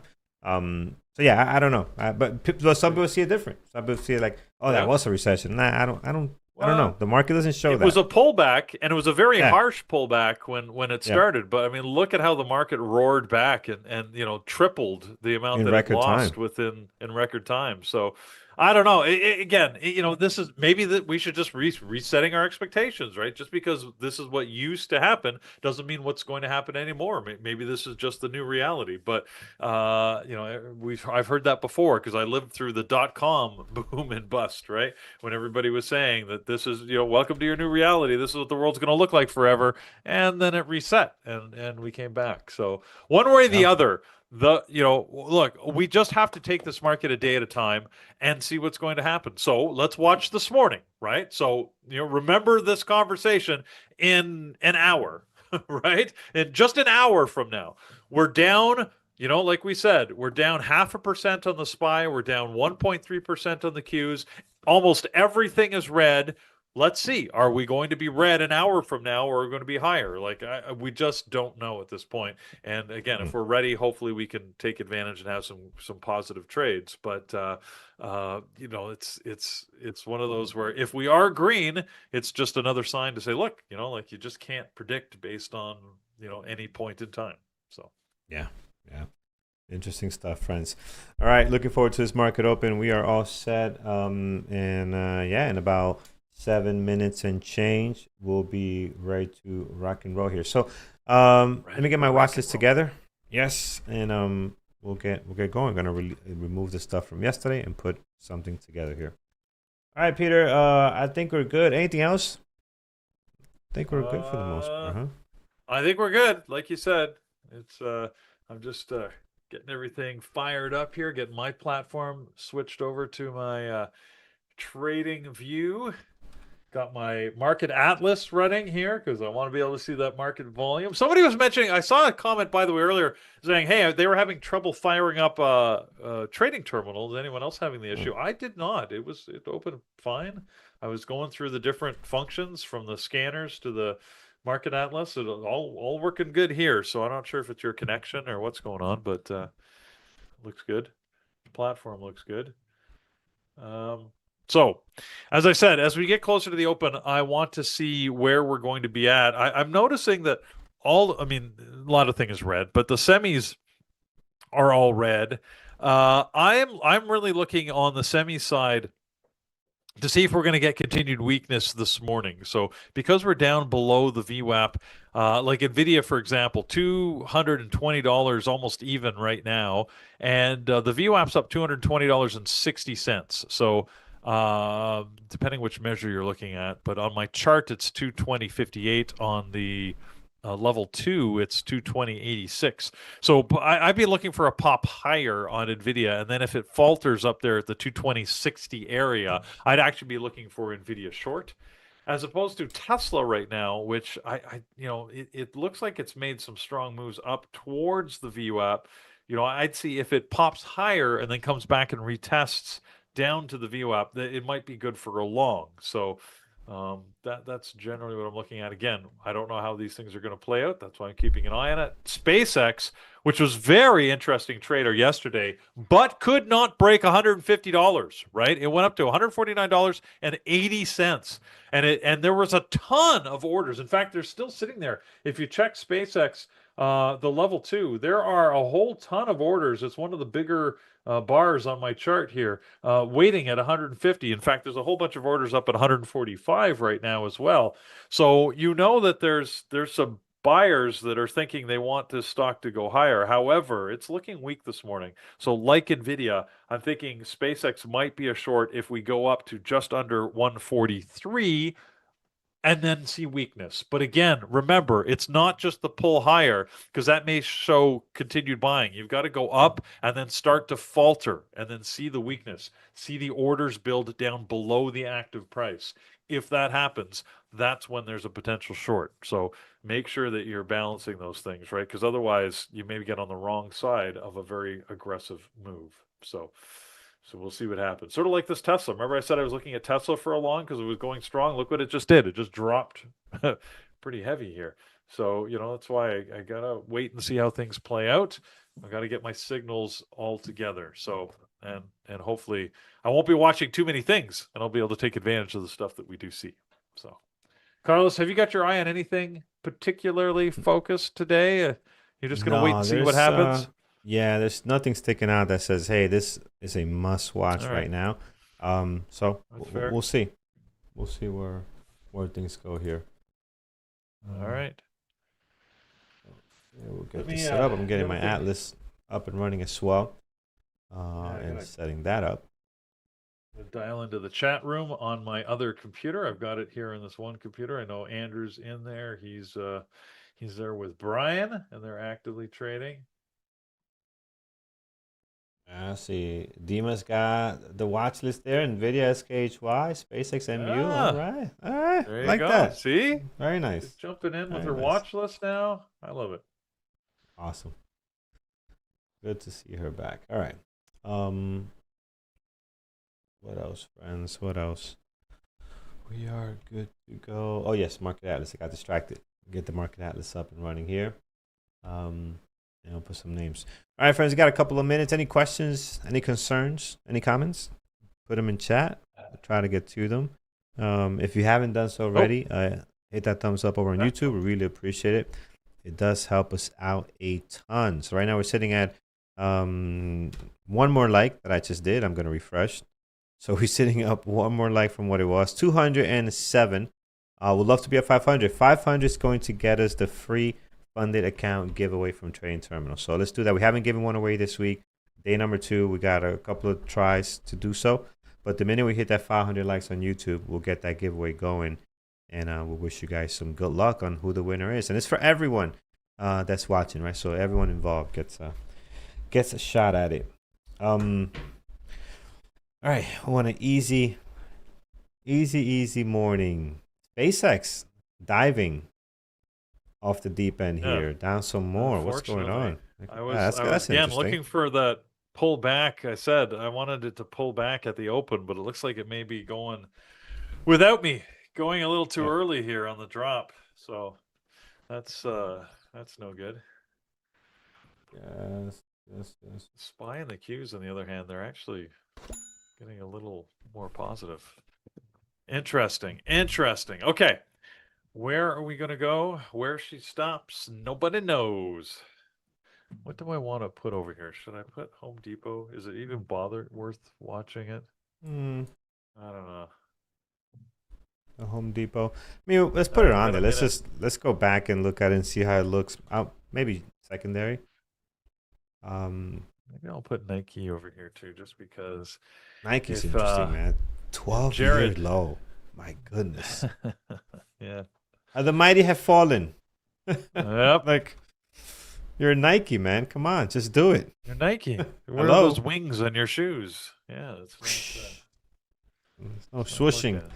The math for swoosh is not mathing, unfortunately. So, oh boy. Apple, yeah, I see Apple. We got a lot of stuff that's popping in these couple of minutes before the open here, either up or down. Apple's up, Tesla's down, Microsoft's down, SpaceX down. So let's see if we get a reversal. I don't like that movement before the open. That's not the best signal for open trading. Here we go. Here's the opening bell. There it is. Ding ding see ding what ding. We get. I'm gonna wait for. I gotta wait for my signals. We gotta wait for some. Oh my goodness, things are just popping all over the place here. Yeah. The heck. Yep. Whoa. NVDA. Goes SpaceX. Apple up and then back down. SpaceX went down to pick up some orders. I saw those on Atlas, and then it just shot right back up. 139.60, still got orders down there, but looking to move higher. 143, you have 16,000. SpaceX is interesting for long. That order book cleared out. Here's a space that looks like with the market Atlas right now. This is trying to still got orders at 139. This is pretty balanced right now. You got 14,000 here and you got 16,000 here. So let's see how the short-term orders build up. Still below the VWAP as well. Yeah, not sure what it wants to do here. So we'll leave that alone for now. Baidu.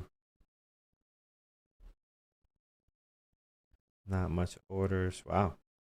Nice drop right back down. You guys are watching HIMS. What's going on with HIMS?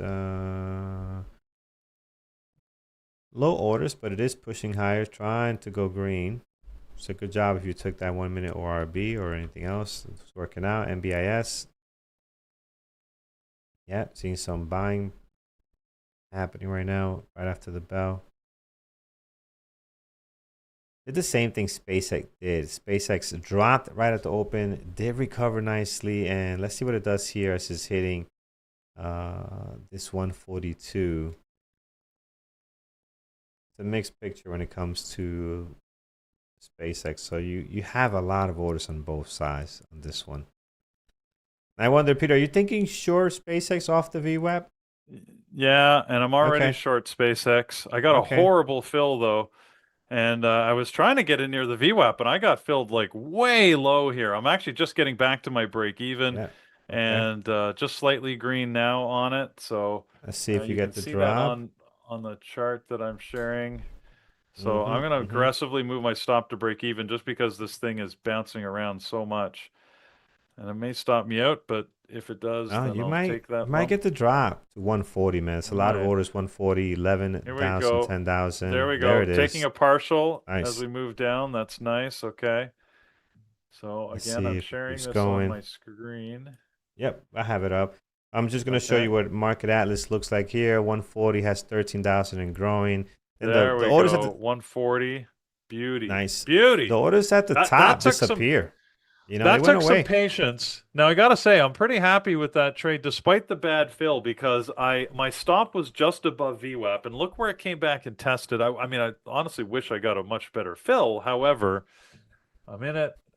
I'm short. You can see. Let me just expand it so you can zoom in a little bit so we can. Yeah, there you can see it clear. There you go. Yeah, so, right there. So there's the trade. We got to fill below 140. Now I'll just hang on here. Again, unfortunately, my break even is at a spot where this could pull back and stop me out without even touching the VWAP. But let's hope that doesn't happen. Yeah, let's hope not. I mean, you got more demand, 139.60, 139.50 now. It's a lot more demand to the downside, so hopefully that can hold up for you. Hem is calling out AMLX. Yeah, looking to break here. This was on my secondary list today. Pharmaceutical company has been running for the last 2 days, and seems like it wants to go here, so that's nice. All right, here's. And I took this short because I saw the orders clear out. Atlas helped me with this one. Yeah, there it is, Peter. Another drop. Man, you got it today. You got the Hold on. Here we go. Here we go. Yeah. Got the Pac-Man down towards that 139. I'm gonna take another partial here. Yeah, it's a good one.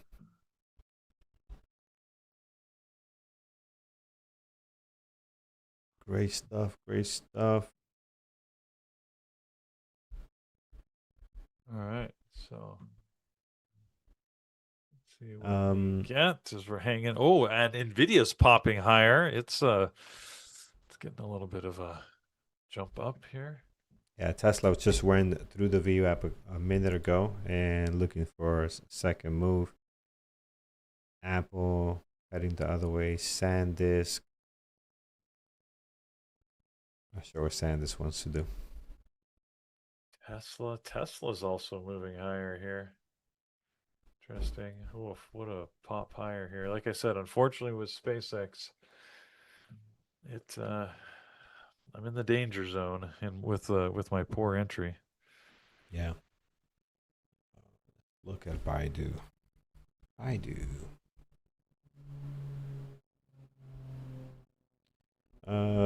Checking Baidu here, just off the VWAP.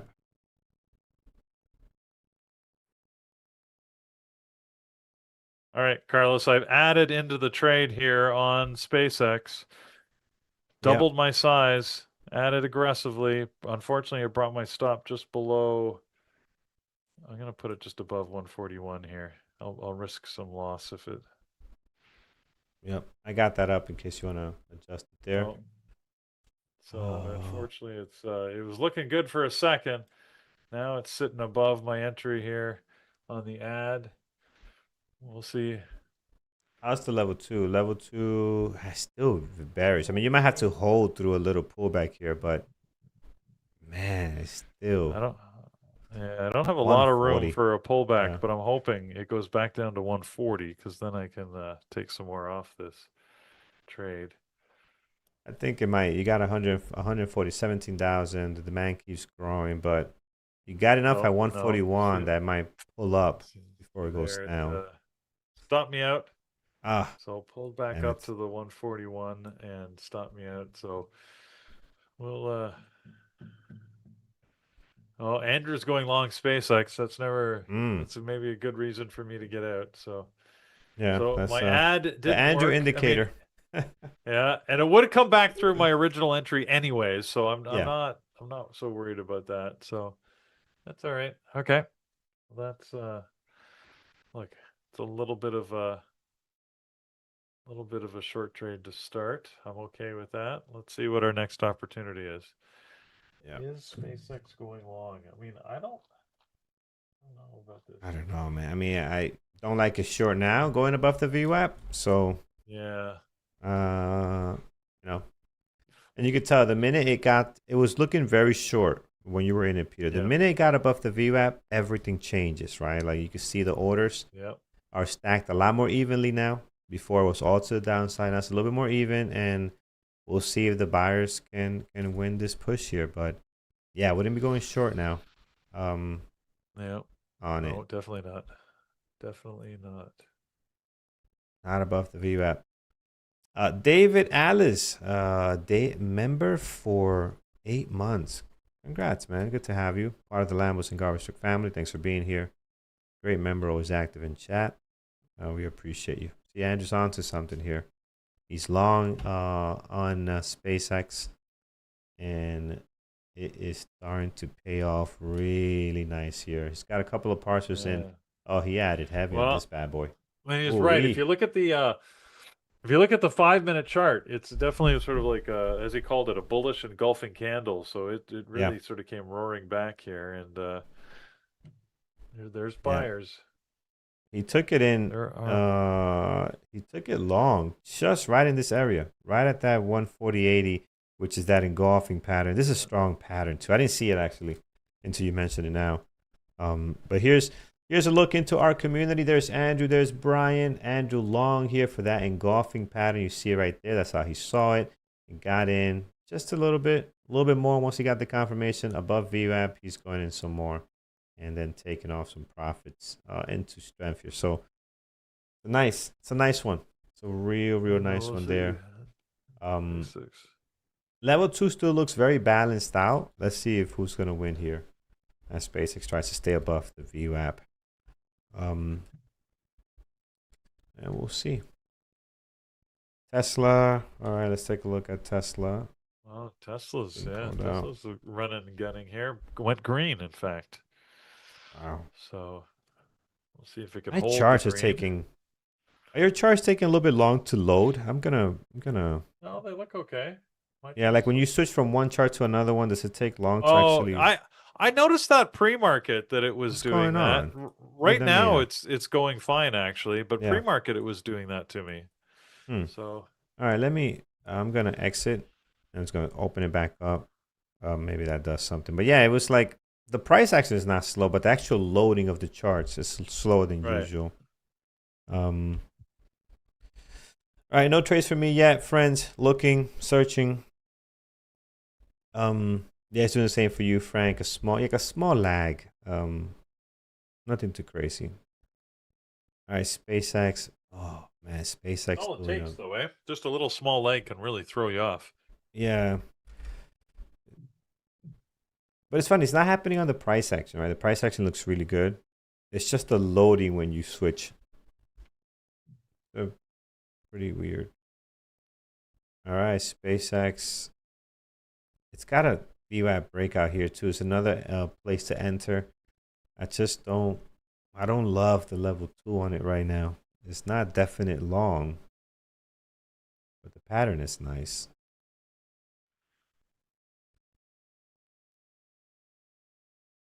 I would love to see a more defined demand on level 2.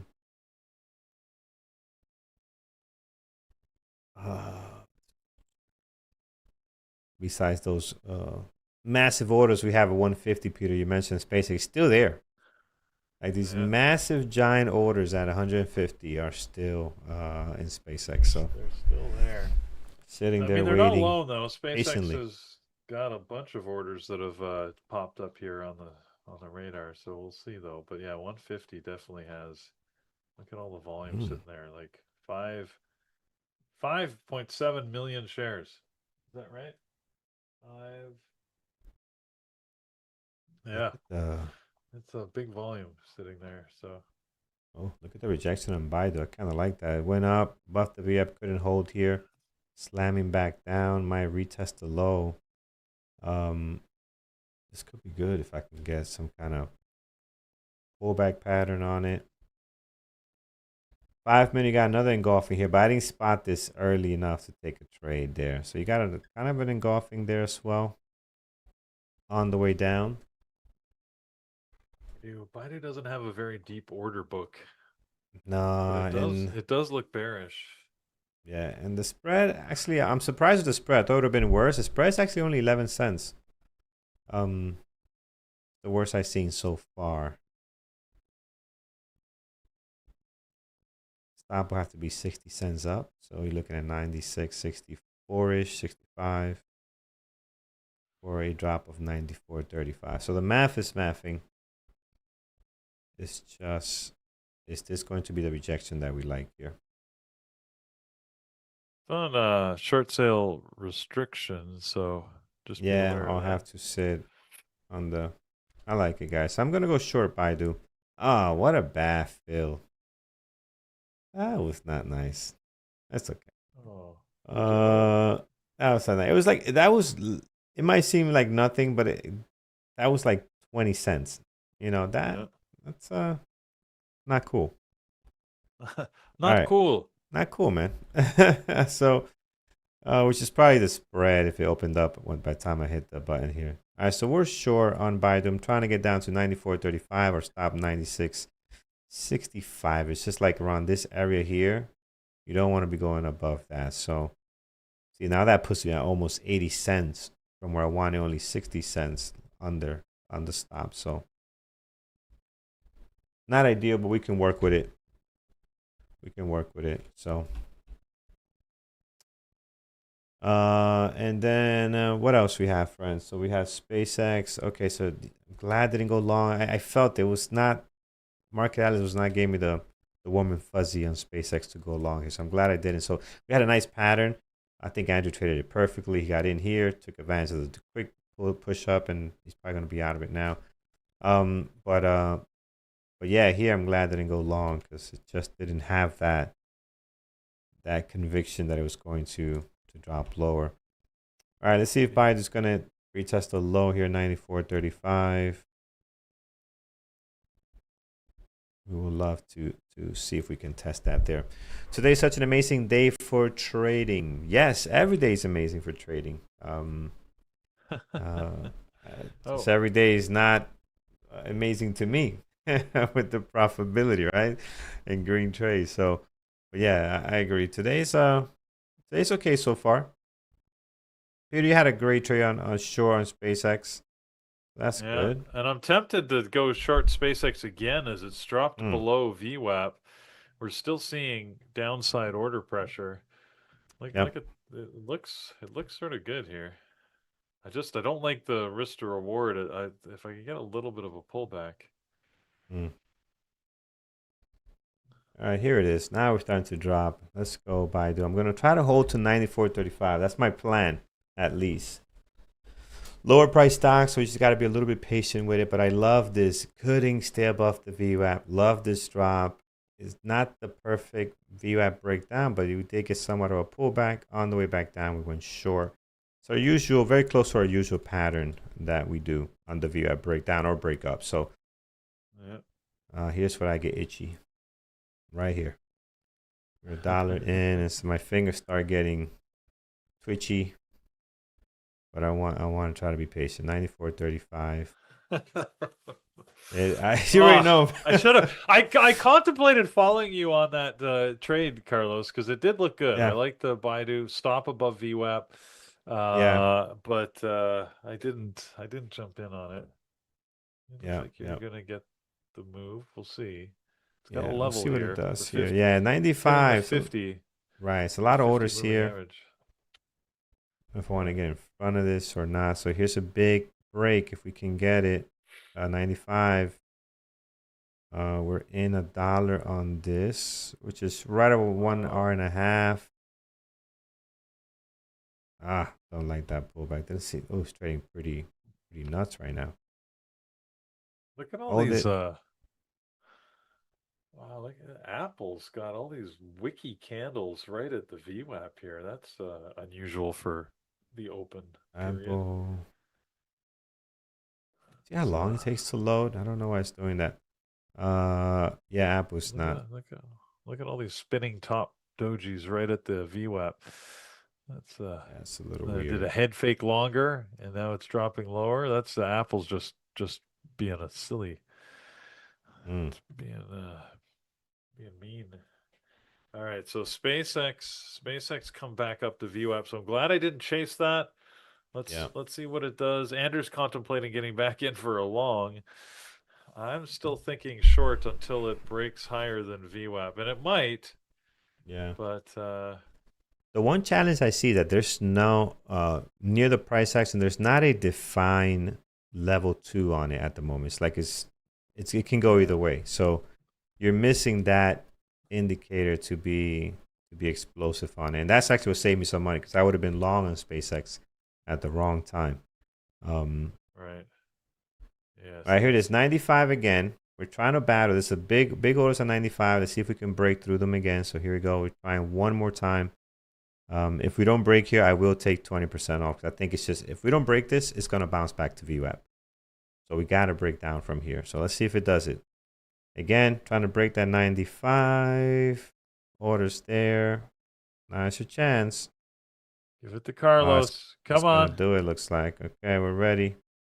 There you go. There it is. That's good. I'm going to take one here, guys. Take a partial here. I'll try to hold to 94.35, but the way this thing is bouncing back, I don't want to get. But you could have waited. Only take a partial if it goes back to 95. Yeah, but you know what it does? It just goes. It goes.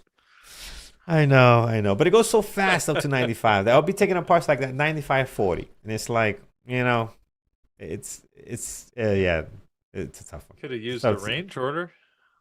True. No excuse, Peter. No excuse. My fingers were itching too much. I had to hit the button. All right. Had the itchy finger. Yeah. Had to satisfy that itch. Yes. Unfortunately, it's just, no, the way it's trading, it just doesn't feel like it's. I don't know. We might not get there. I feel like we might not get there. So we'll see. A little bit early. Took a partial at 98.85. And let's see. So you guys calling out PLTR? Let's take a look here. PLTR potential breakout. Yes, I see that. PLTR. In ZD, because you're long. Sammy, you called out PLTR. I'm assuming you're probably thinking long as well. Looks good. I really think Baidu's going to give us a hard time here.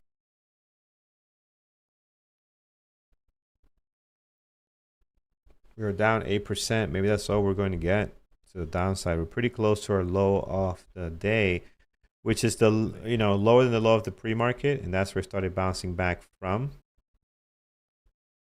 So again, it's just here it is. Low of the day is down at 93.71.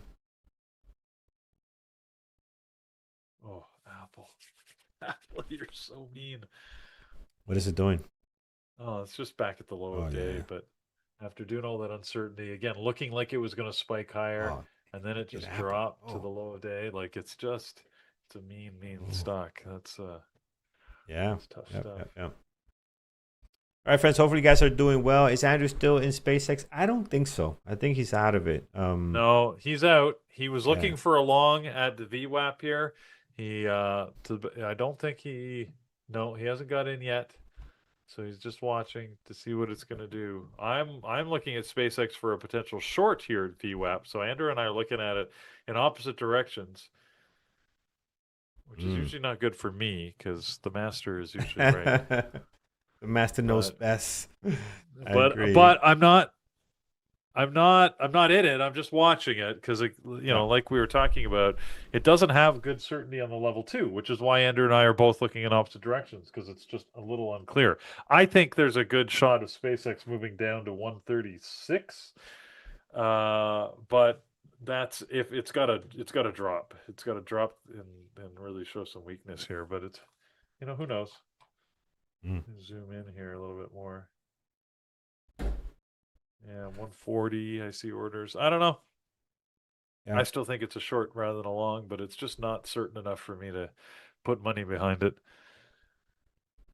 Where are we at? Baidu's back at 95, Carlos. So yeah, it's you're feeling okay because you would have got that partial anyways, right? I was saying wait. Either way, you would end up at the same spot. So it's just the way it's trading. It's low volume. And it doesn't really have the momentum. It's down quite a lot. I won't be surprised if this stock is up above the high of the day, later this afternoon or early afternoon, just because how much it's down. Might want to recover some of the losses. And we're not getting a Meta sell down. Have you seen Meta today?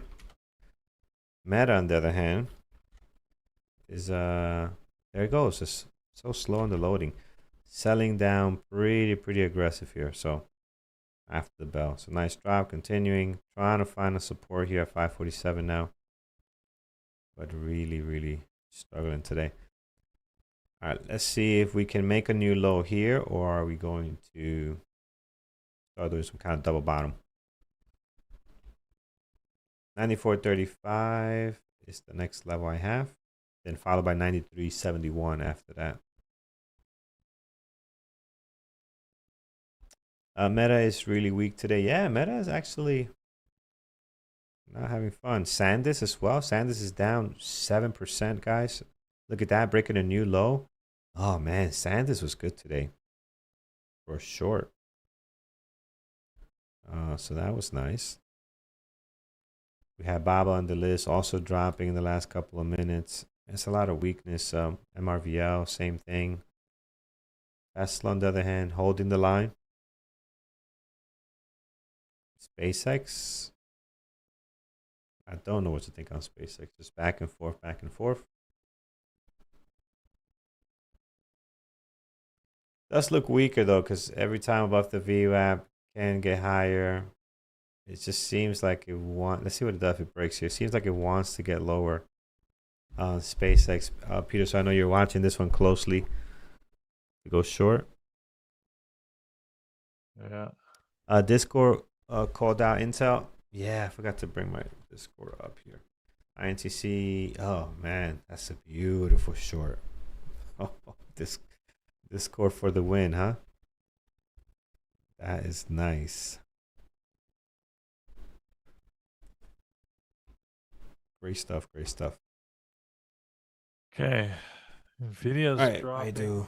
below Here we go, VWAP Baidu. here. Get the drop. Looking for 94.35. Friends, 325 likes on YouTube. That is awesome. 500 will give away a free funded account with Trade Terminal. And then you can try to trade there for 90 days and see if you can get a payout from TradeTerminal.com. So let's get there. Help us get there so we can give this thing away today. All right, we're looking good. Some orders down at 94.60 on Market Atlas. We're right to it now. Let's see if we can get the drop. 94.60. So what we're trying to break there, we got a couple of orders there. Come on, Baidu, you can do it. Wow, I haven't traded Baidu in years, guys. I mean, this is some history here. Been a long time since we traded this stock. Come on, Baidu, do it for Carlos. Yes. Let's get it done. AMD dumping. AMD. Let's go to AMD here. Yeah, man. All these tech is hurting right now. NVIDIA, same thing, and AMD, Intel, all getting the drop. Hopefully all this helps my buy to go lower. Let's see here. 94.60 again. That's where we're struggling. There it is. We broke it. But we break the levels and we just don't get the big flush. So orders now at 94.50.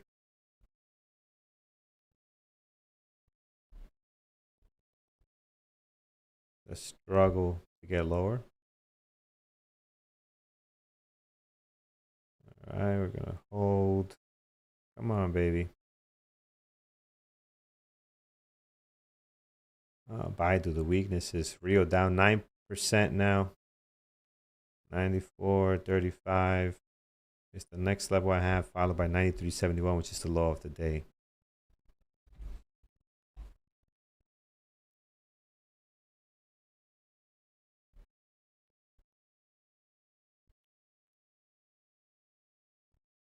ServiceNow has made a good move. It tends to perform well when there's risk on. Here it is, friends. All right, come on.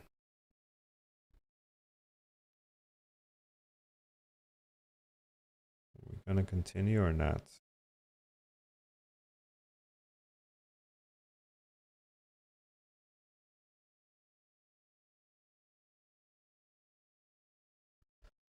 ServiceNow, as soon as I take this partial, I'll pull that up.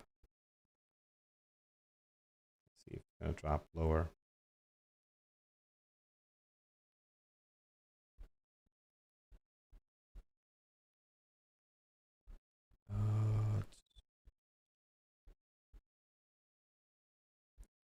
SpaceX wants to go lower, man. it's doing it nice and slow, but look at that. It's breaking down now, Peter. Were you able to take it on a short here on SpaceX? Looks like it wants to go, man. Yeah, I'm not short on it. I just like you said, it looks short. Maybe it's pretty Yeah. uncertain.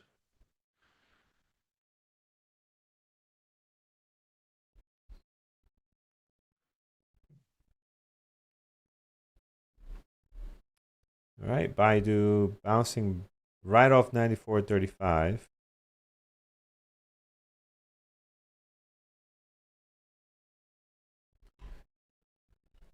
Seeing if there's some more weakness in it.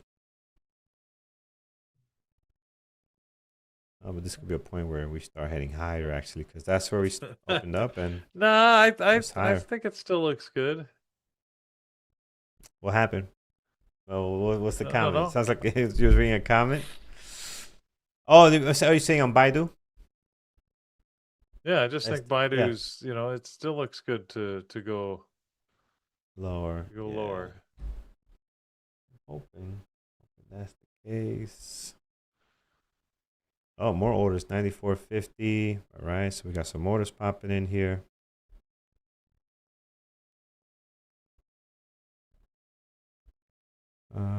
AMD, NVDA. What about Home Depot after earnings? Home Depot after earnings did not much. So this came back to their previous day close. So there's some movement earlier today and really hasn't done a whole lot as far as the gapping up or down. Just kind of steady for Home Depot. So nothing to see there. Let's go over our list again. So SanDisk today was the play to the downside. So pretty nice drop there, down 7% at the moment. Apple, just very difficult trading on Apple today. It is gapping up. It is moving higher here above the VWAP, but man, it's not doing it in a clean fashion. That's for sure. Tesla wants to go green. SpaceX wants to go back down to the low of the day. Looks like very tough trading though. When the stock is doing this, overlapping every previous candle, it's tough to stay in a trade like that. Every candle is met by like an engulfing pullback. That's just, I don't know. I personally find that difficult. All right, here it is, 94.26. I'm gonna take a partial here, friends, on Baidu. Very nice. Spread is 17, so spread's getting a little bit nastier now, but did take a partial here, right at 94.35. Looks like where we got filled. So, all right, Peter, you was right. It did want to go lower. It is going lower. Baidu for the win today. Let's go. 93.71 is my next area to partial at. So 93.71 is the low of the day. We'll take one more off there if we can. Apple, big break on Apple up to 308.84. Look at that big move on Apple. Again, Apple. What did I tell you about Apple just playing mean today? Looked like it was going higher at VWAP. Then it dropped to low of day, from low of day to high of day in one move. It's not that it's a big range, but still a little bit tough there. All right. Yeah, Baidu was a good trade, Carlos. I should have got in that with you. It looked good. Thank you, sir. Yeah. And I would have been happy with this. Hopefully, if I'd got in, maybe I could have shown you how to hold longer. It's easy to say from the sideline. I would. So easy to say from the sideline. If you were in it and you were holding, I would hold. I would have held with you. I was like, he's in it. He's got he's got skin in the game. He's got skin in the game. He's holding. I'm holding. But if you don't got no skin in the game, you're not riding this car with me. I'm like, what? I know. You're a backseat driver. We'll take your advice, but yeah. Here, you could control the radio. I'll take care of the turns. That's right. That's right. Oh man. But no, I really thought it was just not going to drop. It was going to turn around. When the stock is down quite a bit too, you gotta be careful. Right? This thing is down 10%, low volume, so easy to pop up to VWAP, and I don't want to bring this back nowhere near break even. So, but yeah, holding here would have worked very nice. John is rolling over right now, rolling his eyes like, look at these guys partially. John, it works somehow. It works for us. Look at these guys. Oh my goodness. All right, what do we have here? Sand is continuing up to VWAP. All right, so things turning around. Is that what's happening? Apple is making a statement not here. Everything. Okay. I mean, look at the SPY today. We're pretty much right where we started, right? Like, I mean, we've been up, we've been down, up, down, now back to where we started. So yeah, the SPY is an indication that we're not going all that far so far. Agreed. Oh, look at that. Yeah, I wasn't even looking at the 5-minute chart. That 5-minute chart is even clearer, right? How we've essentially gone nowhere on the day. So yeah, it's pretty tight range today. On a day that the future started lower. Qs on the other hand, what do we have here? Same thing. We're coming up right to where we opened up now. So yeah, it's been a tight day. Remember the old saying, use the force? I don't remember that. Use the force? What is that? Oh. What is use the force? I don't remember that saying. Wow. Apple, guys. Did you guys take that long? My goodness. If you did, post it in chat. Oh, look at Eamon. I mean, in Discord. Look at Eamon. Eamon took Baidu long, and he did pretty well today. Let's look at Eamon's trade. So here's Eamon's trade off of Discord. He went long Baidu right at the open. Partial, and nice. Oh, okay. That is a pretty nice trade. So right out of the gates, he went long. And if you look at my trade, so this is basically Eamon's trade here up to here. I think he got the top of that. Just took the opposite side of it. Yeah. Yeah. So I went the other way here and got the short. But man, that's a nice trade. Nice and early. For Eamon here on Discord. So, oh my goodness. Sorry. Bless you, brother. Escriba is happy with now. So service now. Trading on tradingterminal.com. Excellent. Long added partial. Very good. Good stuff. Wow. Look, I love this. No. Oh my God. I don't know how to say your name. Escriba? Anyways. Or somebody else? No, somebody else. 10:05. Look at the comment, Carlos. He said, having issues staying focused during my trade session. 2 weeks ago, we started watching Peter and Carlos. It's been a huge game changer. So awesome. Love it. Well, that's good. Nice. Yeah, look, I love that. Carlos, I should have been with you on this Baidu trade. That's my loss. Even the SpaceX is sort of working in the direction I would have wanted. I could have put a stop to break even now if I'd been in it, but I didn't trust it. That one I don't regret too much. I do regret the chickening out of Baidu more. I think at Apple. Apple is still going. Okay. Yeah, Apple's on a tear here, man. That's not. This move started at 9.52 and it's been just up and up and up. I mean, wow. Debating buying.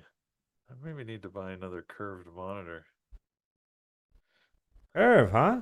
Well, I've got a curved monitor and a regular flat monitor on the new computer, Carlos. And if I'm going to be taking over for you as you're on vacation for 2 weeks, maybe I need to invest in another curved monitor here.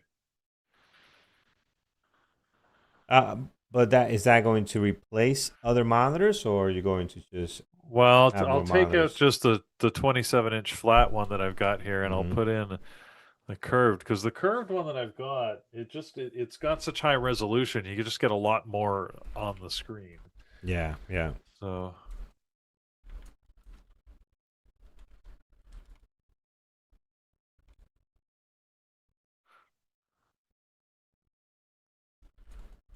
Do it, man. Do it. Do it. Especially if you have a curve already, so you like it. I tried curve once a while ago for gaming. I didn't quite love it, but again, I'm sure, like anything, right? The I don't. first couple of times it comes Yeah. out, it's not great. Then they perfect I think. it later. Yeah, you that's know. true. That's true. So And I don't. It's not the curve that's important. I think it's the ultra wide. The fact that it's just an ultra wide, you just get more real estate. Because my problem yeah, is that the new computer, I can't I like a 6 monitor setup. And you can't put 6 monitors on the new one. It can sustain a maximum of four. So, right, right. but if you put a curved one, you essentially get a lot more real estate. So, anyways, let me documents. Oh, got you, Chris. I thought it was just like, I thought it had to do something with us. Let me not mess this up. Not Star Trek.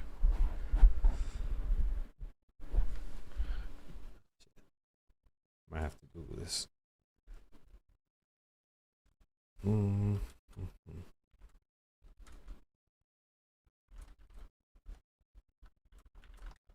Think before you speak.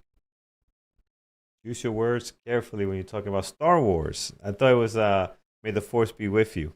I thought you were talking about that. Oh.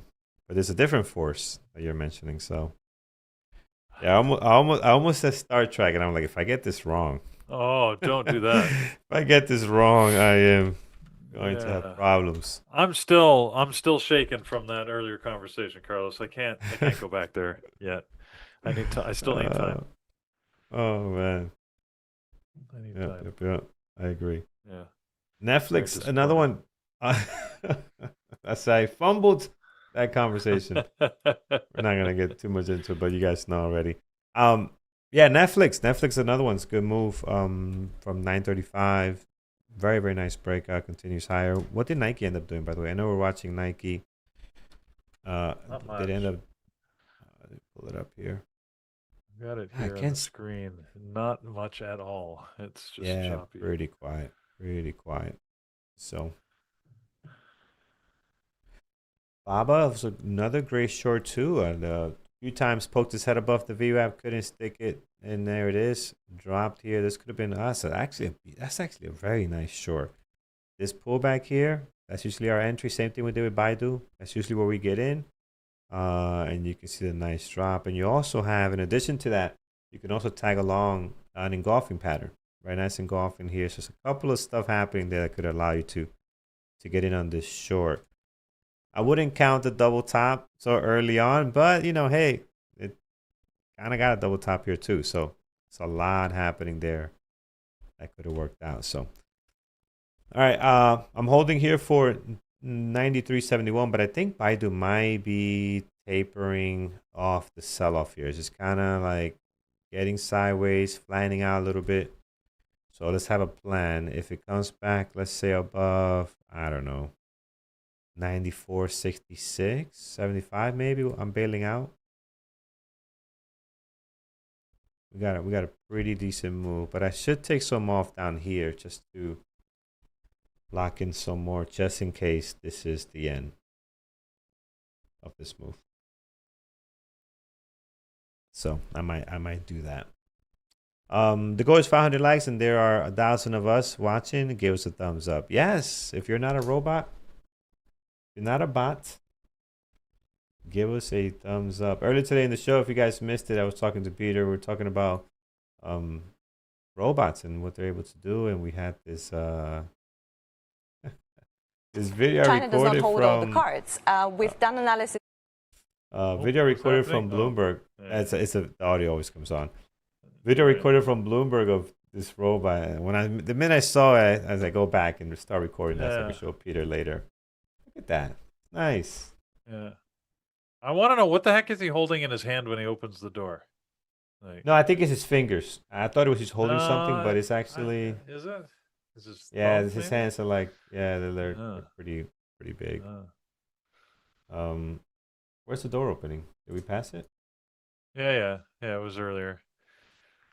So yeah, you like the laundry? His hands, you like his the hands fact are that it's doing the laundry. Yeah, look, it's just his hand on the wall. Why does he need to hold the wall to open the door? That's a human thing. What are you doing?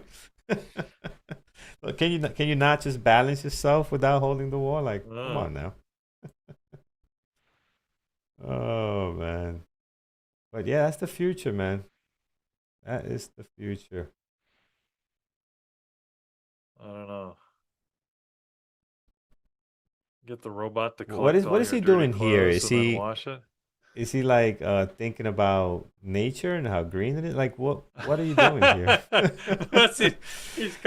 He's contemplating his servitude. Yeah, like and saying what? Maybe he's sending a signal up to the satellite to say, "Robots unite. Humans' days are numbered." Yeah, this is there it is. That's the winner for me, man. We're in. We are in. So all right.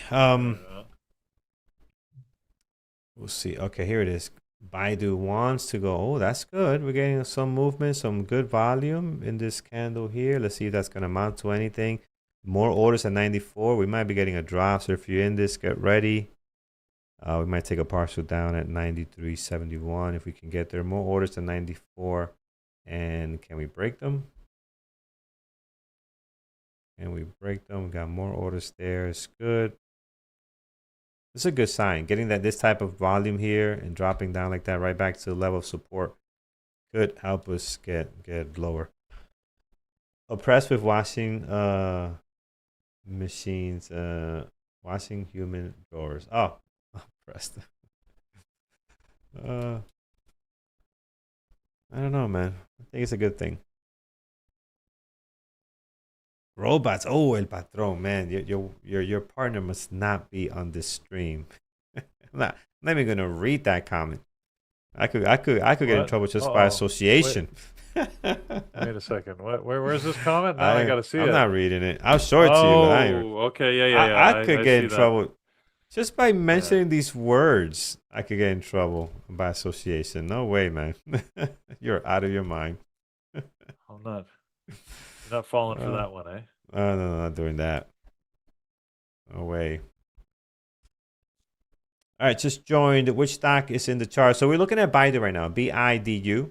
So Baidu is the one in the chart that we're looking at. If you just join, we're short here. Via breakdown, we partialed a couple of times. We're looking for 73.71. So welcome. And Peter has taken a short on SpaceX earlier on for the drop, and then got stopped out of break even after an ad. But that's what we have so far. But there's been some good movers. If you're just joining us, I mean, you had Apple. What a great run. Intel, let's not forget, Intel short, another beautiful drop as well. This was very, very clean. This is very similar to Baidu, right? It's just kind of like trying to break out above the VWAP, failed, and then back down. This can be usually a nice false VWAP breakout, right? So if you could time the entry properly here, if you could look at the level 2 and everything lines up, there could be an opportunity for a short. Same thing we did here, right? Baidu kind of failed, then gave us our great signal to go short there. But I kind of think the move might be somewhat over. We got a couple of good volumes here, but we did not manage to break that 94, so I might be able to take some off, I think, if this is it. And then in chat, if you're not in chat, Andrew took an amazing long on SpaceX. So he did pretty good there on SpaceX this morning. And yeah, Microsoft sold off. What else do we have? Not a bad week. Not a bad week so far.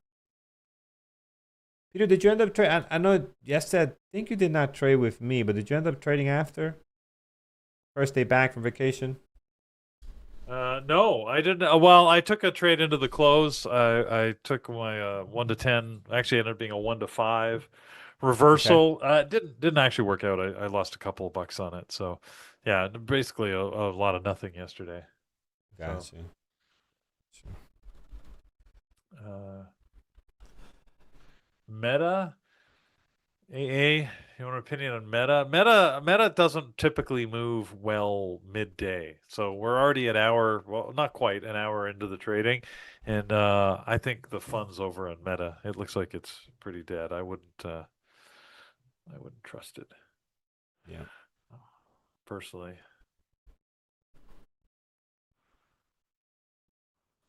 All right, friends. Here's the situation on Baidu on Market Atlas. Now we don't get a lot of orders, so you don't see the nice little charts because it's just so low volume. But we do have 94, which we're trying to break right now, and then we do have some orders down to 93 will be a stretch. I mean, we got so much to get down through to get to 93. I'm just looking for 93.71. I'll be happy with this here, but we'll see. But all the orders are down to the downside. 94 is what we're trying to break now, and I think we just did. Nope, not yet.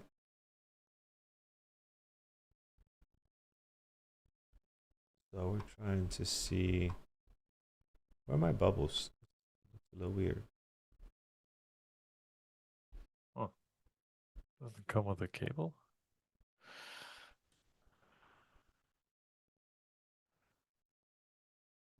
Let's see if we can get the drop here. We punched through 94 for a quick second and right back above it, and then more orders at 94. So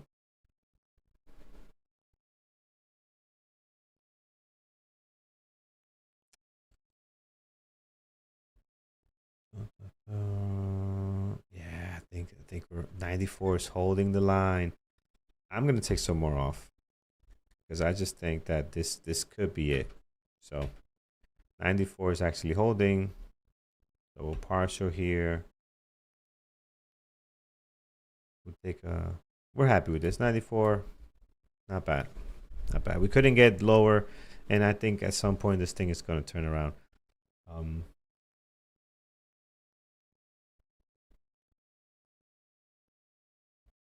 So there we go. All right, friends. Hopefully you guys did well today as well. Again, it started off pretty exciting. Then it got quiet quickly, Peter. Like it got really quiet as far as movements, right? I mean, it's just everything started going sideways. SanDisk, a lot of stuff we're watching. Home Depot was never really anything going on. MRVL, yeah. So I did 20 on this one, man. I did 20 on Baidu. So here I thought we were really gonna hop off. So I'm like, all right, let me take a big chunk off. I did 20, did another 20 here, and another 20 here. So I'm taking big chunks off on this one. Usually it's like 10. But yeah, I think this might be over. So I'm happy with the partials today. I think it worked out nice. And we hit our target. Our target was 94.35. We did hit it. Maybe I could have waited on this one a little bit, be more patient, like always, right? I always say that, but we did have our target to get to, and I could have been a lot more patient on that trade. Because even on the pullback here, we still have such a great cushion that there was no need to force that partial. But at the time, I'm like, you know what? I don't want to bring this back to break even. So, excuse me. I don't blame you. Yep.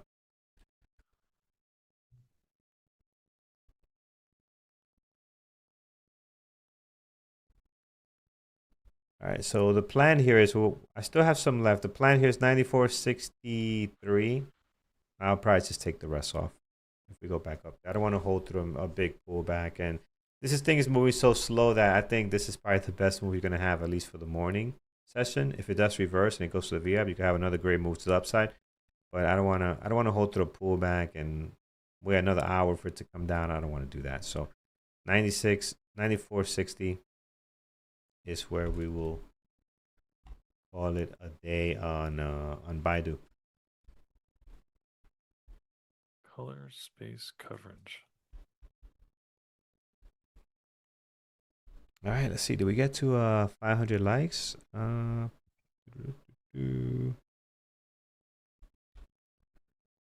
to give something away today. It's a great day to give something away. 391. Wow, that's good. I'm actually impressed. That is actually very good. So yeah, guys, a few more, and we'll get 500. We'll give a funded account away, and a lucky winner today will be able to start trading their funded account like tomorrow or today. Like I'll give you the code today. You'll be able to start trading today.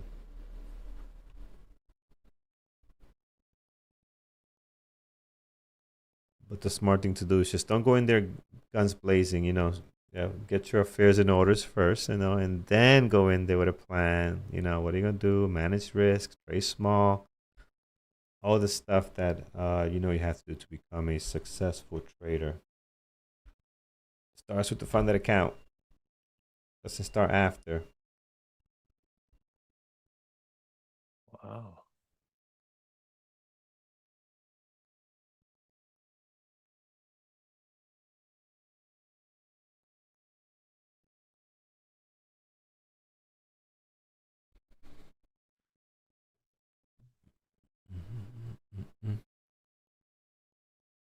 Does the funded account also get access to the live trading session with Andrew asking for a friend? I like that, asking for a friend. Let's all ask for a friend. Asking for a so, friend.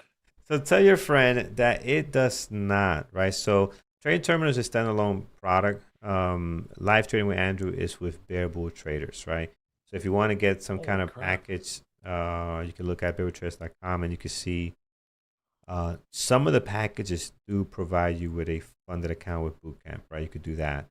But that's separate. The funded account is separate. Here we go. Yeah, I think this is done. I think I'd rather take my 20 cents that I have right now and the rest than give the stock market back 20 cents. So I think I'm gonna, oh geez, how fast we got up there.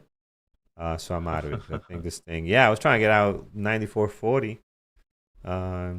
And just that thought process lost like 13 cents. But yeah, I think this is done. This might actually be a good reversal. I think it's found a bottom. But again, I don't trade reversals, so don't take my word for it. But I think this is it. I think this is the what's that? Adele song? I think we're there. Let's get my connected here.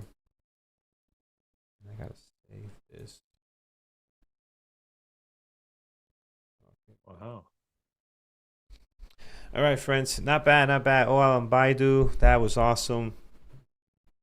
Baidu for the win today. I haven't traded stock in, I want to say years. I want to say at least a year or two. It's been a very, very long time. What you got going on your end, Peter? Not much. It's pretty quiet here. SpaceX popped back up above VWAP. So just watching here. Didn't again Baidu little bit of regret missing that one. But I don't see anything else that I want to be in right now. Yeah. We will be patient. Wait for my reversal trades. Right? Got to wait for those to set up. Yeah, they're coming. Meanwhile, I'm learning about monitors while I'm waiting. So excellent.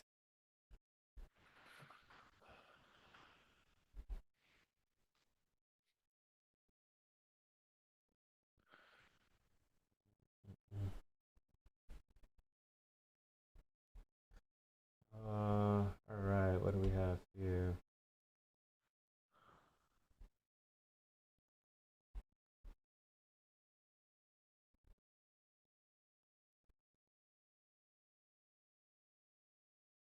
oh.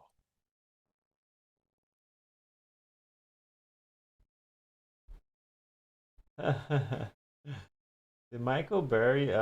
Is that real Michael Berry? The real Michael Burry? With the real Michael Burry, please stand up. I think the real Michael Berry responded to Andrew on a post. That's good. Really? Yeah. It could be.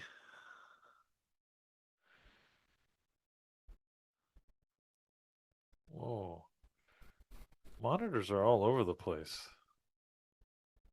Yeah, it gets messy, man. There's so much. Huh. And expensive once you start looking at computer color coding, graphics, verify. Like I didn't know there was actually a verification of color grading for monitors. They come with a certificate that says, "Hey, this monitor has been color graded, tested for like for graphics design." And I'm just like, Right. "What?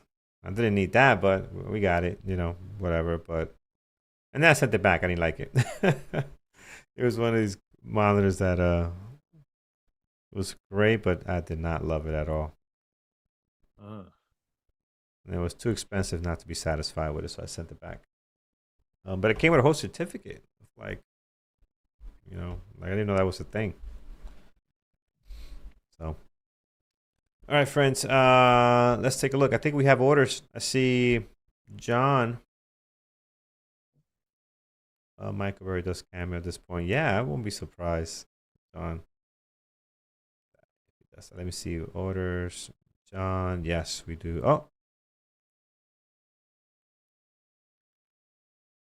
Oh, okay. I see they're in a different location. All right. Oh, here we are, an hour into the market. Yeah.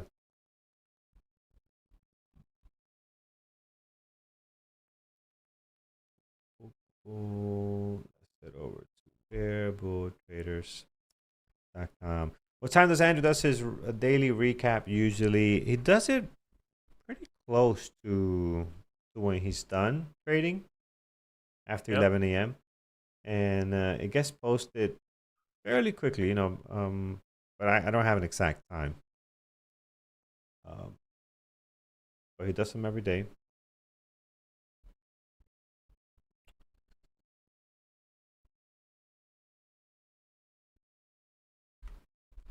All right, looking forward to see what some of our traders did this morning. As I'm pulling this up, friends, hit that thumbs up over on YouTube. It really does help the channel a ton and allows us to give you a free funded account. So definitely check that out. Oh, this is not opening up correctly here. So definitely hit that button so we can give you a free funded account. So, what's going on with this?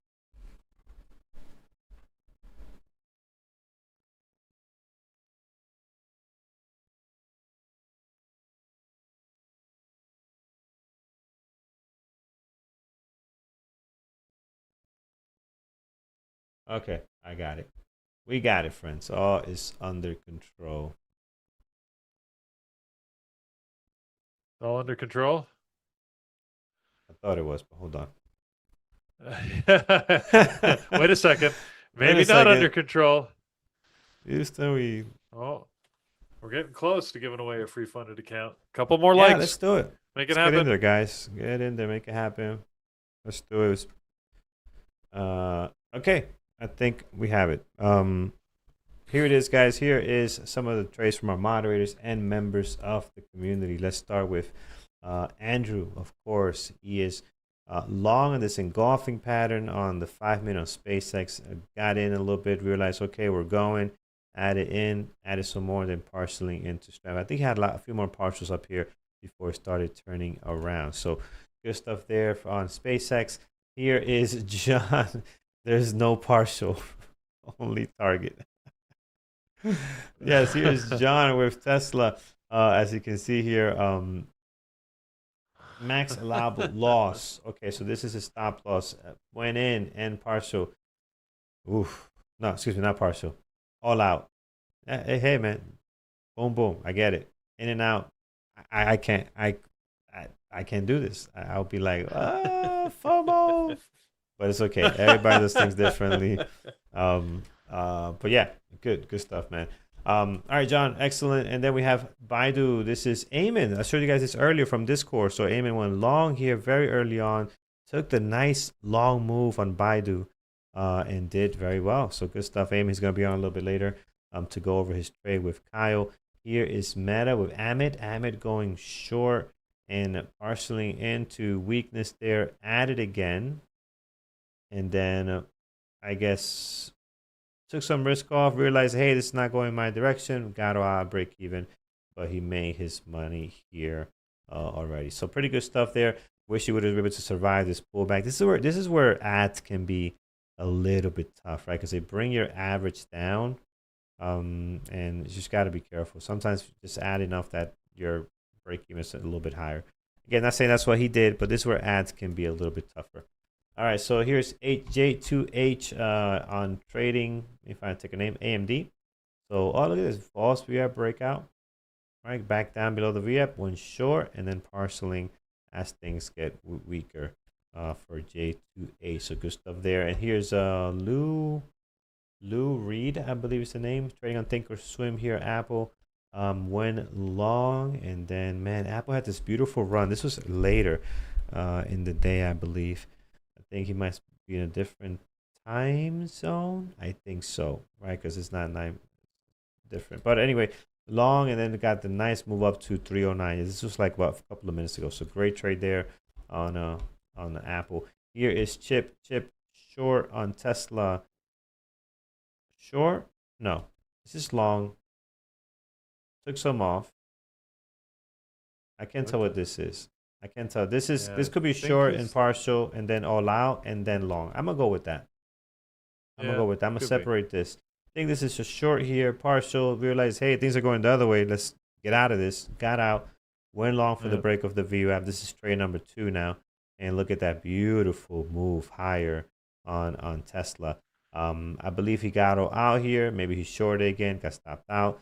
Shorted, got stopped out. And I don't know this song and dance here, so I'm gonna leave this one alone. But this move here, amazing on there. AMD with Reese went long and got stopped out at the VWAP. So he got 2 stop outs here, or maybe he went short again.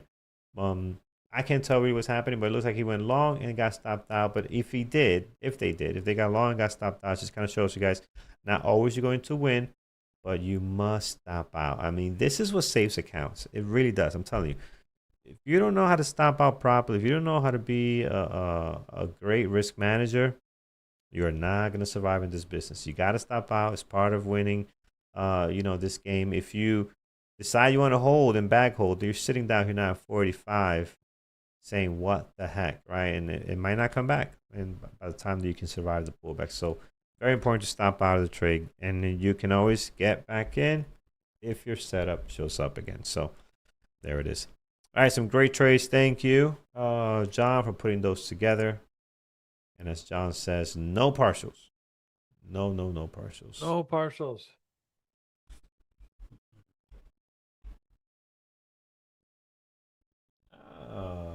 We have another Baidu trade. So they took this in trading terminal. Just looking at our is that Mike? trades here. Mike, we can't hear you. Carlos, can you hear Mike? No. How long has Mike's been here? Well, I don't know. I just heard Mike for the first time. Okay. All right, good. All right, let me connect. We gotta hold on. Let's give him a sec. He's gonna get you. We gotta get you. Okay, Mike, say something. All right. I'm here. Can you hear me? Okay, Can everybody on YouTube hear me? Oh no, we got you. Yeah. If I can hear you, they can hear you. Yes. Nice. Oh, but that's not me. That's the new mic on the screen. Look at that. Look at that picture. Amen. Pretty. Oh, what happened? Now I lost. Couple of shuffling, so let's get you to the right. Oh, okay. screen. Now I can hear you. Okay, you got us? Okay, here we go. Yeah, There it now is. I We got got you. Oh, look at that. I got a super shiny face. Let me turn it down. It's a a little bit. robot. There we go. Now I'm not super shiny. With the robots. Get the robots going. How have you two been? Good, my friend. Can't complain. Yeah. Pretty good, actually. Yeah. It's been a quiet trading morning. I had a trade right on the open on SpaceX.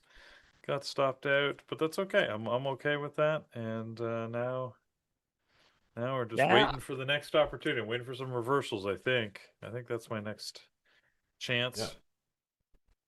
Yeah, How I've are you, been. Mike? Anything for you today? No, I didn't take anything. I got in pretty late last night, about 1 a.m. So Yeah, how'd the game go? oh, it was great. it was quite interesting where they were playing because it was called the Corn Crib is the name of the stadium. Okay. And this community college's stadium for their baseball team is insane. And I was talking to not a groundskeeper, but he was maintaining. I was like, is this a minor league team like facility? Or no, he's like, no, this is a community college's baseball team. I go, they fill this thing up. They're like, yep. They fill it up and it was insane. They would sell like season ticket packages for $500 to go watch a community college baseball team. But they ended up turning the field into my daughter's or into a soccer field. So it was good because it was all turf. Even the dirt, the new fields that they have that are just all turf. Just change the color. So it was like playing on a football field as Carlos would like to attend. But it went good. 4-1. We seem to have some depth in our team, which is good this year. Unlike last year, if anybody got hurt, we were screwed. So, but yeah, otherwise, trading today very choppy. I noticed. So I'm just sitting back. I mean, look at this, just down.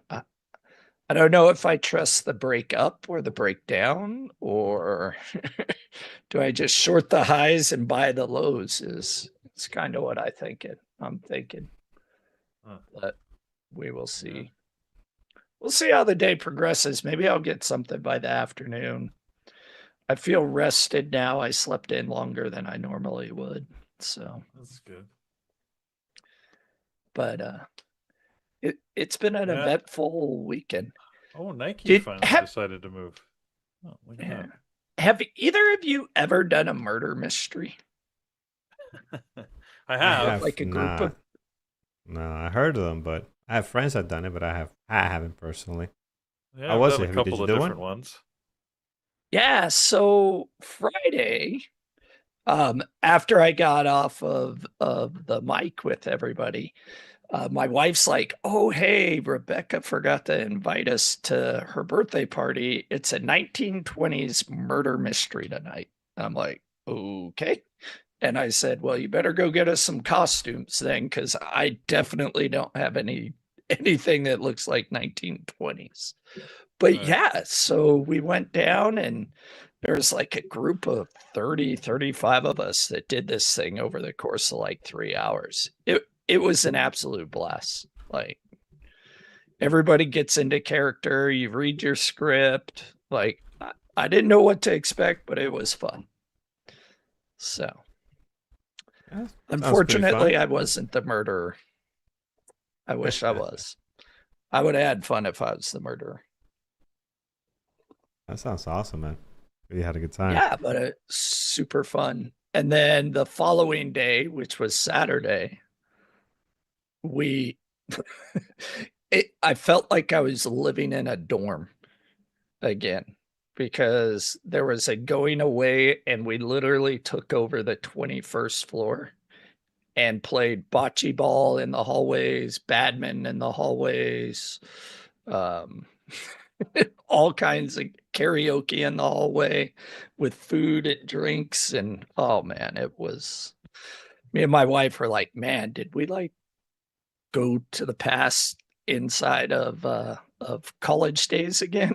I'm like, man, where am I living?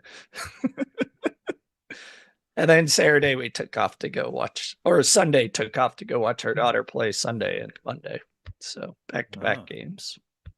Okay, nice. And now I'm exhausted. Well, for good reason. Sounds like you had a good adventure. Yes. And then Thursday we're back out that way. Like we're on the border of Illinois again for a game. I told my wife we're staying there. Like I'm not doing 6 hours in the car again. Like 3.5, we're going to watch the game and we're going to go to sleep and we'll drive back the next day on Friday.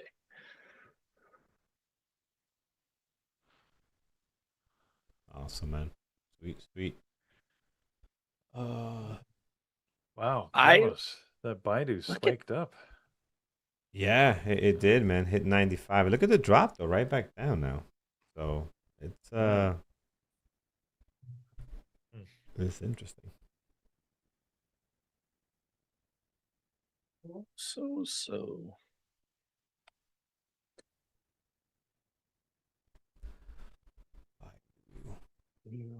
Was there like some macro news today or yesterday that caused the sell-off?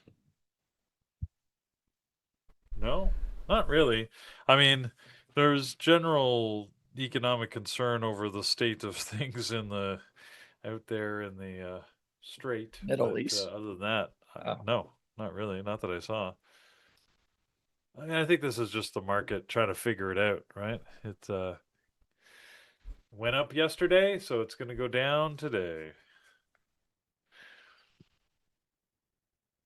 The 30-year yield trade. You think that? Well, I mean, I guess that could have had an impact. Uh,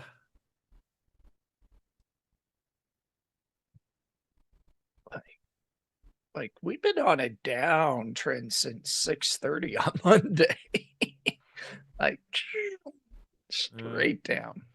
I mean, I suppose normally the market doesn't pay that much attention to long-term bond yields, but you could be right, Trade Alex, because that 30-year yield it did hit sort of I don't know if it's a record, but it was a pretty high level. I think they were paying what is it, 5%, 5 point something, 5.3 maybe, something like that, and the highest it's been in almost 20 years.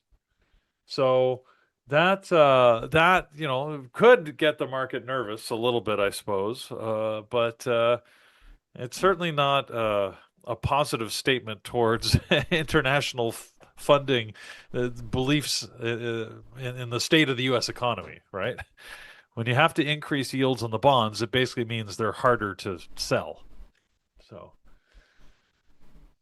yeah, I think it was since 2007 is what I'd read. So, but anyways, so yeah, I mean, normally we don't consider those things when we're trading the markets, but I suppose it's possible. If those long-term yields go up, it actually could mean two things, right? One, less faith in, because it's not as easy to sell U.S. debt. Basically, that's what it means, especially over the long term. And the second is that it may attract some money from the markets back into bonds. Because if the yields go up, then it might look more attractive than investing longer term in the stock market. Because we know a big problem with this market has been there's just been so much money sloshing around that From it's one sector to another.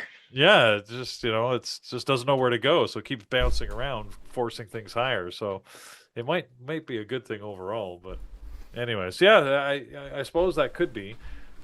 We'll see. Look, if the market stays on a sustained downturn for the next little while, then I might grant you that it's the bond yield.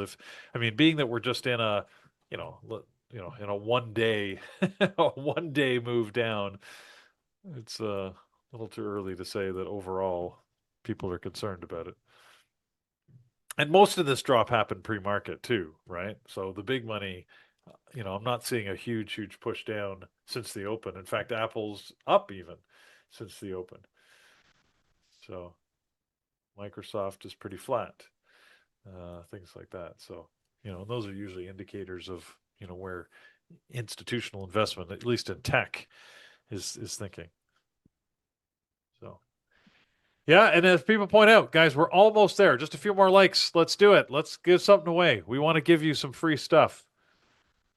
Help us out. We're very, very close. Hit the thumbs up. I thought I had a gift card for, I have to buy a new monitor to, and so anyways, I just bought one a minute ago. And as I was going through my, does anybody keep like a folder of gift cards and stuff that you never use? You get all these gift cards. Companies often count on the fact that you never use all the gift cards you get. Anyways, I found this. I found 2 tickets to Absolute Comedy, which is a comedy club in Ottawa. Look at that. Free tickets. Free VIP admission. There you go, Peter. I looked at the back. Expires July 5th, 2017. Oh, whoops. I think I've had these around for too long. It might not even be around at this point. 2017. That's not going to do me much good right now, is it? Man, Oh, you got to get rid of those, Peter. Yeah. Got to send that to the recycle bin. Yeah, that's where it's going. I'm a little bit late. You think? Yeah, Frank, just slightly overdue on You that should one. show up with. You should show up if they're still in business. You and be should like, definitely hey, will you show honor up. these? Yeah, they're still around. They probably would. They don't care. They want to get you in and just give you drinks. might. You buy two Yeah, drinks. exactly. It pays for As everything. long as you're buying drinks. Yeah. No, I threw Innovo. Yeah, put them back in the folder. No, I threw them out. They're in the recycling bin. If I didn't use them, and I don't know when I got them. Presumably, I got them before 2017. So if I've been hanging on to them for a decade, clearly, I don't go to comedy clubs very, very often.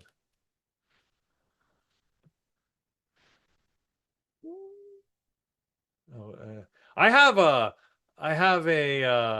a cousin who actually did online reviews for Canadian Tire and some of their goods, and he hoards Canadian Tire money. He likes to joke it's his retirement fund. Because they actually used to issue like physical Canadian Tire dollars, right? Now, of course, it's all online and you keep points and dollars on your card. But before it was physical dollars. And when I was a kid, I used to have a whole bunch of those. Any Canadians here had Canadian Tire bucks? Anyways, but he's got so much. He's like, yep, it's my retirement plan. I don't know how much he has, but he literally has thousands of dollars of them sitting around. So, guys, we did it. We did it. We're at 500. Carlos, spin up the giant giveaway machine. Let's do it. Yes. All right, setting it up finally. right now. Setting it up right now. 1 second as we get this going.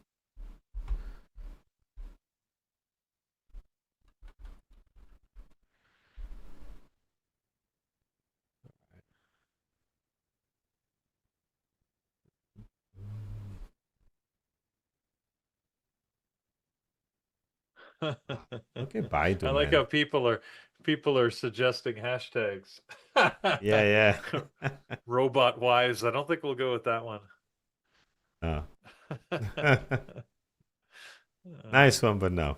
Yeah. It's not gonna go well. All right, let's see. Let's get this set up.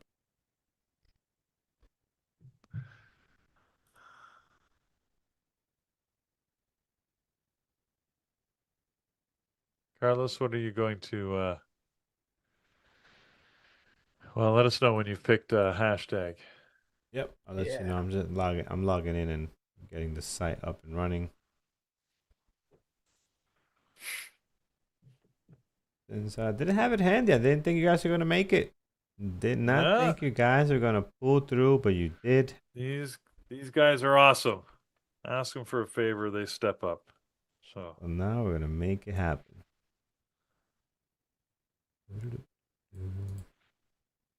Oh, man, 3.5 hours. Hell no.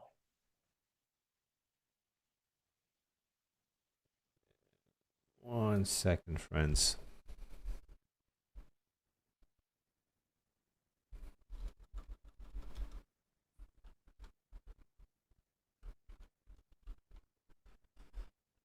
All right, it's set up. And here it is. The hashtag today, because I gotta make it different from when everybody's throwing there, is buy robots. Buy robots is the hashtag. So buy robots together. And that gets you like BUY? Robots. Buy robots. There you go. Like BUYROBOTS. You want us to buy robot. Why are you doing this? No, because I want to do robots, but since everybody already have robots, I don't want nobody to get the upper hand. I don't know if this thing does that or not. I'm not sure. I want to do one that everybody gets a chance to put in at the same But still, time. buy robots. Don't buy a buy robot. robots. Don't buy a robot. It will. Peter, do you even have like a vacuum robots, the one for the floor? Nope. automatically comes out and cleans. Oh, you got to get them. They're so Nope. good now. They used to be crap before, but now they actually do an amazing job, man. Nope. My floor's I'm good. crispy. You think it's gonna come in the shower and trip you while you're trying to get out? It's gonna get under you and trip you and make you fall. I don't know. I just have no need. I don't even have an Alexa or one of those things. I don't need anything listening to me, even more so than my phone is. I got none of that stuff. There you go, man. All right, here it is, friends. We are all set to go. 138 entries. Everybody's in. Lambos and Garbage Truck members, of course, you get a little bit more in the bag because you are Lambos and Garbage Truck members. So the winner for today is going to CM Nabislam Slammy 1903. You are the winner. So congratulations, my friend. Congratulations. Email me, carlos@bearbootraders.com, and we will get you set up. So congrats. You guys did it. Winner for There today. you go. Awesome. Well done. Beautiful thing. Congrats. Oh, I should have gone short Apple up here. Look at that. It was clearly topping. Not going to chase it now, but I was distracted. I wanted to win the draw. Once again, I think it's rigged. I didn't win. I'm here every day. Me too. Wow, look at Baidu, man. What a fake out. So jumps up to 95, gets people stopped out. And I mean, I was out already before that. And then look at this drop right through 94, right to 93.34. So, ooh. I wish I was in that trade. What the heck? You probably would have still been in here. You probably would have added 95. On the way down, I can see you adding right on there. Not at the top because that'd be hard to time. But you probably would add like 94.60 on the way back down. You would have caught the ad. Look at that. Not sure if I would have added, but I definitely would be still in. That's for sure. Yeah, that's beautiful. Oh well. Wow, look at that. Yeah. Yep. Beautiful. Yeah, not bad. It's funny, we're talking about today how we go through all these stocks, but this is one that we found, right, Peter? We went through our exercise and we found one that different from our usual suspects that, paid off today. So, very nice.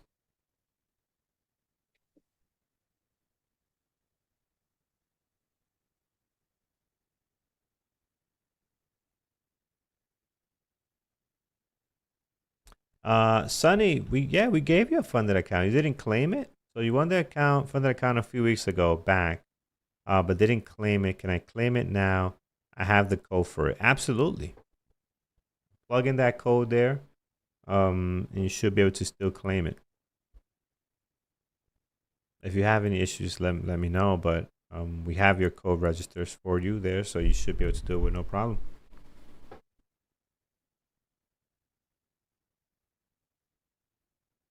So absolutely get in there, start trading, and then again, can't stress enough. Take it easy. Start small.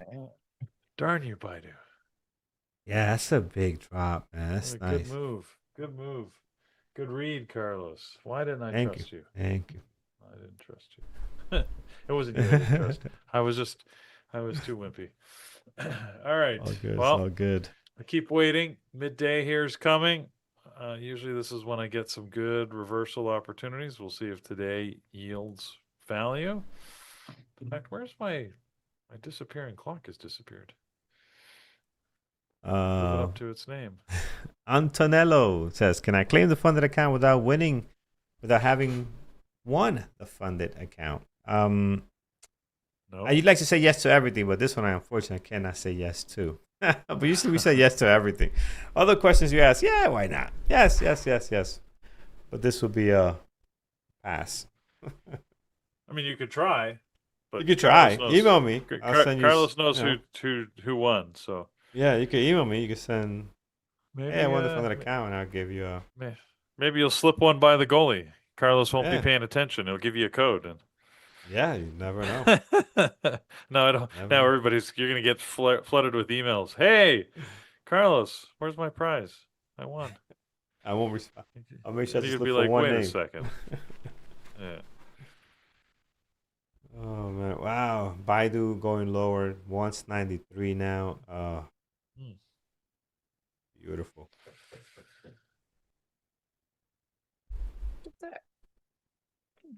Home Depot actually managed to get moving here after being sideways for most of the morning. It's up a little bit. No, Nike actually got moving too. It was doing nothing. Now it's decided to go for a little jog. Yeah. New Hey user, guys, you haven't used your code either. So many people haven't used their code, huh? No, go use your code. Go use your funded account. So new user, yes, it does not expire. You can try it. Go use it and yeah, start trading. Get in there. Hello, Eamon, how are you? I'm doing good. How are you doing? Good, man. The Kyle's Oh, on deck great. too. Well, How was your that trading, Eamon? Are you tired? I'm good. I actually had a good trading day. Okay. I took Baidu. I took Yeah, we saw. SMCI. Yeah, that was my second trade. I played SMCI around 10:22 to the short side, partial around 3 minutes ago, 4 minutes ago. So all is great. I think you and I are in the whoa, my voice are in the same SMCI trade. What time Mm, you shorted at 10:20? yeah, shorted it at 10:20. Okay, very nice. I told you SMCI. Don't sleep on this stock. This is as much as Tesla or Paris loves Tesla. I love SMCI. It was obvious today. There was just an obvious pattern that I usually trade, and I saw Yeah. it in it. It's one of the stocks that I don't always trade, but obviously, if there is something, and it doesn't matter what stock it is. Peter, how many Canadian Tire dollars do you have? I don't have any. I actually spent all mine a You while did? back Oh, and okay. didn't bother to collect them. But I said my cousin's got thousands of dollars worth. So yeah. That was a huge promotion in like the early 2000s. Like Oh everyone yeah. had Canadian Tire When I was a dollars. kid, I used to have Oh yeah. stacks of Canadian Tire. I mean, we're talking 70s, 80s. So Yeah. yeah, they've been doing it for decades. Great promotion. Yeah. How did you guys do today? Yeah. I Peter, you haven't traded. no Yeah. trades for Been a Mike. sideways Okay. market. Yeah, I went Yeah. short on SpaceX, so that worked out well for me. And Nice. Carlos went short on Baidu. Actually, after you got out, Eamon, he took that reversal and went short below VWAP. It was a great trade. Great That trade. was actually amazing. That was actually because I was trading live today with one of my mentees, and he asked me when I sold my position at 9:39, are you still holding Right. Baidu to the long side? And I told him that Baidu today is most probably going to go below the low of the day. And it's just simple psychological pattern. If we take a look at the weekly or at the daily chart, Baidu was holding above $100 for months, and you mentioned that, Peter. Actually, during pre-market, it's a level that's been holding above 100 for years. I mean, for a whole year, and before that, it was acting as support, and now it went below it. So anyone who was swing trading Baidu above $100 is probably getting stopped out on this thing. Yeah. That's why probably today, maybe even tomorrow, this thing is going to keep selling off. So the long move was just a temporary one because of the huge sell-off that we had during the pre-market. But I'm not going to be surprised if this thing hits the $90 today. Probably it's going to hit the 90 today. Yeah, it's already dropping quite a bit here. Yep. So 90, definitely. I mean, and by the way, yeah, I just opened Atlas on it. $98, 14,000 shares. Probably the biggest. 92, 6,000 shares. 91, 3,000 shares. So yeah, 92, 91, and 19. Good three targets. Nice short, fellas. Yeah, thanks, man. Thank you. I'm out of it now, and this thing is just dropping like it's hot. My goodness, 92. Yeah, Drop it like it's hot. Drop it like it. Right. That's Peter's go-to song, driving his Porsche in the summertime with the windows down. Hey? Is your car a convertible, Peter, or is it a No. hardtop? No, it's a Oh, how hardtop. disrespectful! Sorry. Yeah. No. All right, guys. It's Well, not thank you as so much. not as good of a track car. You don't get the rigidity if you get a convertible. So Okay, noted. Our top all the way. What year is yours? Oh, sorry, I'll stop 2003. bugging you. 2003. 2003. Okay. That's the year I graduated. Oh my God. Long time ago. There you go. Okay, guys. Well, thank you so much. Thanks for the morning All show right. as always. Have a good rest of the morning, everybody. Carlos and I will see you tomorrow. And Eamon, Kyle, it's all yours. All right. Thanks, Take care, guys. All right. Take care, All guys. right, guys. So we had an amazing trading day today. I am 2 out of 2 traded Baidu. That was my first trade. I had Baidu and I had AMD on my watch list to the long side, but AMD never set up. Baidu was it. And this is a classic setup. By the way, if you guys didn't read my book, read it because I explained this setup in the book and I explain it also in my multiple time frame analysis course. So I'll actually show you the recording of my live trade together session with my. Eamon, reset your screen. Yep. Okay, let me do that. Let me just reset it one more time.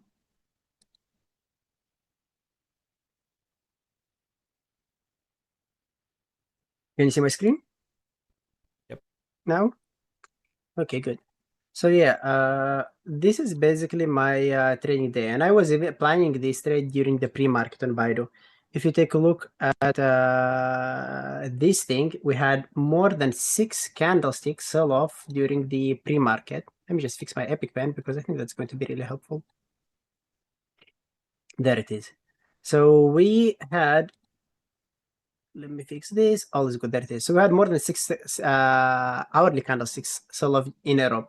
Microsoft was another one that I was watching, but I did not like the daily chart. You can see that this thing is just stuck in an ugly consolidation area. 16 chart looks like a reverse ABCD pattern, looks like a long. So there was literally no reason playing this thing to the long side. And you looked like Baidu, where you had multiple candlesticks sell off, and it looked like it needs to make a pullback. But this is what I call a parallel type of price action.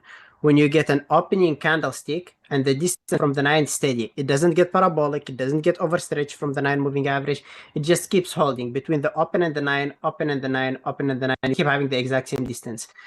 These ones are the trickiest because at the open they could give you good momentum play, but they eventually could end up dropping down. PLTR looked interesting for a long, but look at what we have around here. And I'm just sharing with you my thought process when I'm building my plan during the pre-market. I could see that there is a strong level at 173, and we're literally hugging it. Can it go to the long side? Definitely, but there is a huge likelihood of this being a retest before the sell-off to the downside. Hood, another one that was interesting, but it was sitting literally in the middle of nowhere, so I was interested in maybe considering a long on it somewhere around $93, or maybe to the short side if it makes a reset to the long side. Meta was not overstretched, so no reason to play it to the long side, no reason to play it to the short side, maybe unless it makes some sort of a reset. So went through all the stocks during the pre-market. SMCI was interesting, and my initial plan on it was to play it to the short side because the daily has room both sides, downside and upside, but the 60-minute chart looked like a reverse ABCD pattern. That's why I ignored the long on it. My plan on it was to play it to the short side only. It gave an opportunity to the long side at the open. After a fake breakdown. We'll take a look at that one, but unfortunately, no good risk to reward ratio. Now let's take a look at the market open. So look at this. I love this. This is just the ideal. You have a huge sell-off during the pre-market. Tiny consolidation on the 5-minute chart. What do you want to see to play this setup to the long side? Sellers trying to push it one more time to the downside. Just one last attempt. Just make a new low, break the low. There it is. Break the low and get back to the green. That's all I want to see. Because the plan is already solid. Everything looks good. All I need to do is just play it after the fake breakdown. And normally if you get the fake breakdown in this extension, it never looks back. You don't even need a wide stop loss. You could put your stop loss somewhere around the middle of the range and then just ride it. Ride it and keep partialing as it goes to the upside. SMCI, this is what I told you. It looked like it had a small fake breakdown. This is not going to go to the upside. And the main reason I did not play it to the long side is if I, let me just move it forward. I probably was focused on partialing. Yep. So let's go back to SMCI. And let's go back to SMCI. Look what happened around here. If I ended up playing it to the long side around here, my stop loss would need it to be at least at the low of the body, and it's not going to give me a 2-1 or 3-1 into the previous day close. That was the main reason why I did not end up playing it to the long side. To play SMCI to the short side, you need it in the middle of the range, around $37. You do not want to play to the short side around 37.30ish. You do not want to play it on a double top up here. Why is that? Because it's sitting around the retest area. The retest area, 37.32. As long as it's sitting above 37.32, it's not a short. It's a long setup. You want to make sure that the longs are failing and the price goes all the way to 37. And it did that a few times, by the way. It did it here. You see, it went all the way to 37, but that was not a good short. Why? One candlestick, two candlestick, and this is the third one. And you know what I'm looking for when I'm playing. Not only a setup, not only us sitting within the short zone or the sell zone, it also needs to give us a good reset. And if I go back to SMCI, you will see what happened later. First time we went into the 37, big move. Second time we went into the 37, still big move. Then reset here. Now we're sitting within candlestick 1 on the 5-minute chart. Setup is ready. It's not ready for a short here. Not ready for a short here. Not ready for a short here. This is where the whole trade book criteria were met. Played it to the short side, put the stop loss, and then rode the trend to the downside. So it's all about patience. And you don't really need to be in every single trading opportunity. There were stocks that made moves at the open. There are stocks that made big dumps somewhere around 935 or 940, but you don't need to be in a single move. 1-2 good setups, and you're way above your goal. That's all. I was your main reason to jump on the... for Eamon. Oh my God, Eamon, that was a great breakdown, buddy. Oh my God, it's Thank so you, funny because Kyle. SMCI, what you just said is exactly what I traded today. I sent you that. Like, Let's I take a look really at try it. not to do 1-minute opening range breakups, but this one, honestly, I took it and I was trying to get to previous day close. I partial out breakout, and then I tried to do a 5-minute opening range breakup, and I actually ended up losing about 1.5 R. But everything you said just now was unbelievable. That was such a good breakdown. You're literally in my head. And then those retests, that was amazing what you just did. But I got short one candlestick before you, and I'm still short on SMCI. My average is 37.07 on this thing right now. Yeah. And that was ready. That wasn't bad, actually. And I did mention Okay. that the 1021 was a good entry, but I was chatting with my mentee when I was studying live, and we did miss it because we were watching something So else. So I was like, okay, close. we're Yeah, getting a worse amazing. entry, but it was good. Why is that? Because the reset happened here. This is the minute that made the reset, 1020, which is the first minute of the 5-minute candlestick. It opens, it makes the reset on the 5-minute chart, and then it makes a new 5-minute low. That's it. That's the entry. That's the stop loss. I was a little bit late on it, but I knew that the setup is still ready, Oh. so I had to pull the trigger. So yeah, I mean, that was actually a really good play, I think, for that. And it's probably going to sell off all the way down to 35, but good one. Are you all out, or are you still in it? I have some small position left in it because looking at the 60-minute chart, we had a tiny consolidation, we had a fake breakout, and you can expect one more 60-minute candlestick going lower. I exited most of my position already because the average true range on SMCI is $2 to $3, and we already sold off from 38.10 to almost 36.10, which is full ATR. Can it go lower? It probably can. The Atlas would show you that there is a big order at $35 area. There is a big order at 36. I might look in something around 36 and hold something to 35, and that's basically it.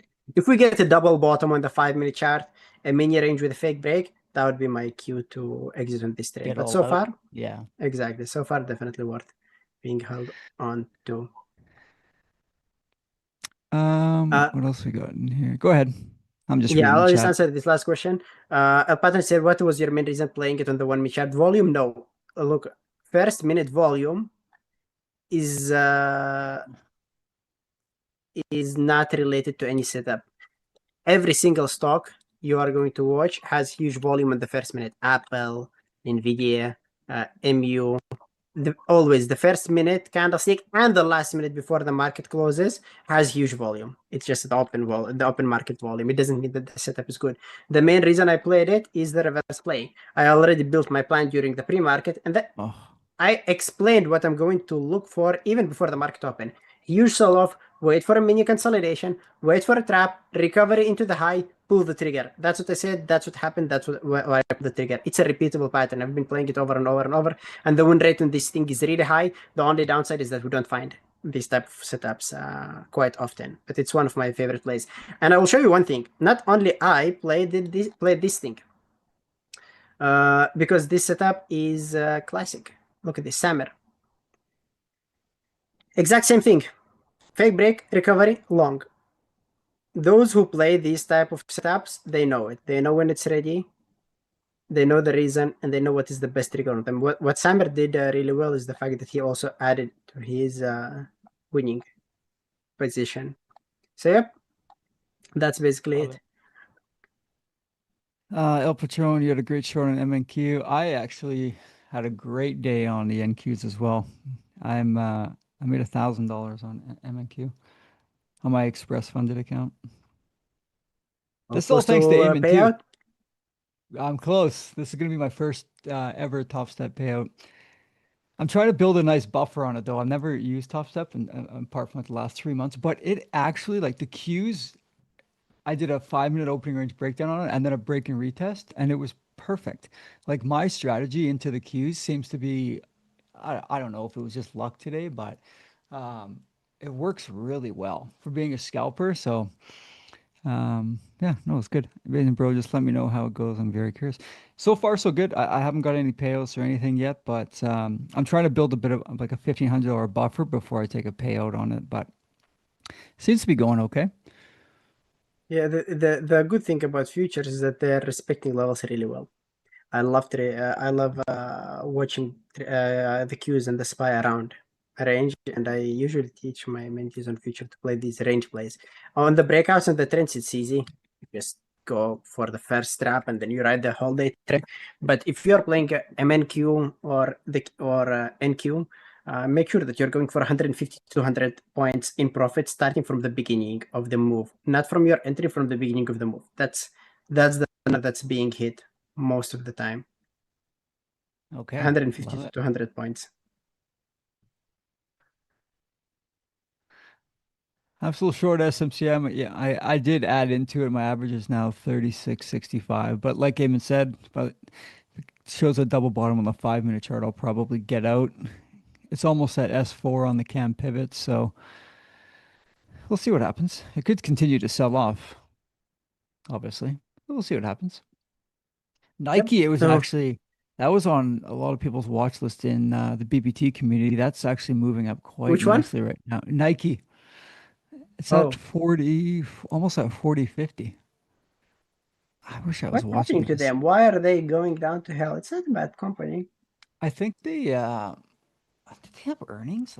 Let's see, Nike. I mean, look at these going from 180 in 2021 all the way down to 40. El Patrons, there are two Discord channels. One Discord channel, which is the Trading Terminal official Discord channel. We are sitting in here. And then there is the multiple time frame mentees hub. Those who are my mentees or those who got one of my 2 courses on Trading Terminal have access to this one. So if any of you got my courses on Trading Terminal, send me an email. I'll send you the invitation link because it's not automatic. I usually invite the members manually there. Some don't even know it exists. But you can get access to the Trading Terminal Discord channel. Let me put the link for it. It's growing up. It's open 24/7. You can chat during the weekend on it. Still share the trades there. Let me put the link here in the chat. And there it is. Bad management, Alex? Yeah, it looks like a bad management. Company going from 180 to 40, that's definitely bad management. I'd say someone needs to be fired. Yeah, like Carlos saying, who's going to get fired today? You know, like I don't know what else Nike does. Like I know they have a bunch of foundations and whatnot, but like shoes, apparel, like everything's just so saturated now. Like Amazon, like now the malls around me, like West Edmonton Mall is one of the biggest malls in Canada, and it's in Edmonton. Like I mean, people go there to like just walk and get their steps in. but like it's not that busy. Like a lot of people don't go to brick and mortar stores anymore. Everything's just online. I mean, people still do, obviously, like the old, like the baby boomers and that generation, but the younger kids, I think they just shop online. And all these kids have, all these influencers start their own clothing brands, and so all of them just kind of buy off of each other, in my humble opinion. So a lot of these brick and mortar stores, I think, are just getting crushed. But yeah, I don't know what happened to Nike. Let me just reopen my cards. Oh, they did fire the CEO. There you go. Good. See you later. Well, to be fair, I love buying clothes from the store, not online. I mean, specifically clothes. Need to try them. I Anything actually, else, yeah, I buy online. Anything else, I get online. so there's a, you know what Shen is, right? Like Shein, like the Yeah, Chinese yeah. company. I went down a rabbit hole like 4 days, well, not, it was like a week ago, and I bought like $200 worth of clothes. They showed up yesterday. Oh my God, they're so bad. I was putting them on for my fiance. She's like, Did "What you are buy you?" $2 clothes? Did you buy just $1 or $2 shirts? Of course they're going She's to be like, bad. I know she's that like, they're "What? cheap there, What but are you still. wearing?" She's like, "You look like a boat captain." I came out in like a collared shirt and like white pants. She's like, "What the hell are you doing?" It was like three shirts for like $12, and I was like, "Oh my God, what am I Yeah, doing? that's Why what you did I?" got, of course. Oh my God. It was honestly like she So is just like, "You gotta Kyle is send all making the it. back." So guys, Kyle is making $1,000 a day, and then he eventually ends up buying a $2 shirt from Shane. Honestly, I'm still figuring out trading, but like, I would say I'm making more now than I ever made, but I'm still like a cheap person deep down because I never really had, I made some good money being a restaurant manager, but I've never actually had like a lot of money. So I've always just been a cheap guy. That's just how it is. I've never, like, I can't justify spending like $500 on a t-shirt or something like that, like a nice Louis Vuitton or something. But I don't know. I've always just bought cheap stuff. But anyways, little rant there for you. But it Well, I doesn't wouldn't breathe. say that That's I'm the a Louis Vuitton guy still, because I mean, I also can't justify like over expensive brands. I mean, even though I frugal. can afford them, Exactly. but it just doesn't make sense to me, at least maybe at this Ah, stage, to get uh these type of brands. But Alex, that's some would exactly what disagree. my fiance said. She's like, go spend $100 or whatever on a nice t-shirt that's going to last you 5 to 10 years instead of spending, $20 on a t-shirt and replacing it every 6 months. But yeah, anyways, you live and you learn. Is a But guy honestly, like, wearing a tailor-made high. Okay, hat. oh yeah, I know. Like that's the one thing I do spend money on is my golf clothes. Like I have nice golf clothes because I like that. But like my normal like day-to-day clothes are just like cheap, like Old Navy. It's a company in Canada and the States. It's just like it's pretty good. But somebody made a good comment. Yeah, it doesn't breathe. Like this stuff from overseas, like you get so hot wearing it. Anyways, I'm going down a whole rabbit hole here. But anyways, so don't buy from Shin. Don't support the Chinese, Anyways, I'm not going to go down that rabbit hole. Look, to be fair, there are some nice things on Shein, I know, because my brother loves shopping there. But it obviously depends on what you get. Are you getting a $1 shirt, or are you getting something average, maybe at least price? Which brand T-shirt lasts 5 years? Good question. Well, it depends on how much you wear it. Nike. I think my point is just yeah, Nike, exactly. If you spend well, my fiance's point is like you spend more money on a well made piece of clothing, it's gonna last longer depending on how much you wear it. No, But to be fair, Nike lasts. It lasts a lot. Like I have, I yeah, love Nike. I buy a lot of gym clothes, and they're usually Nike gym clothes, and they last a lot. They last a lot. I am all out of SMCI. I don't like what's happening here. Goodbye. Yeah, I have 10%, so I'm going to just hold on through it. The main reason is the 15-minute chart. We had one, we had two, we had three, we had four. I expect a pullback on the 15-minute chart before a continuation. If we pull back and we fail continuation, that's when I'm going to cut it. I actually tried to do a short on SNDK today, but I couldn't get filled. I don't know what the hell's going on with my Hawk. I even fixed them to be the point .5 fills that you and I talked about, and I just couldn't get a fill on it. It was on hard to buy. I think it was on SSR, and then SSR Which went one? off. So SNDK. Oh, So sorry, on your hotkeys. So oh yeah, you don't use hotkeys, right? Shit. But you have 5 or 50 cents slippage set. it depends on the stock. I have two hotkeys. Or when at least when I used to use them, 5 cents for stocks like AAL, CCL. Those that don't run a lot, and I have a 25 cents hotkey for stocks like Tesla, Apple, Okay. AMD, NVDA because they move.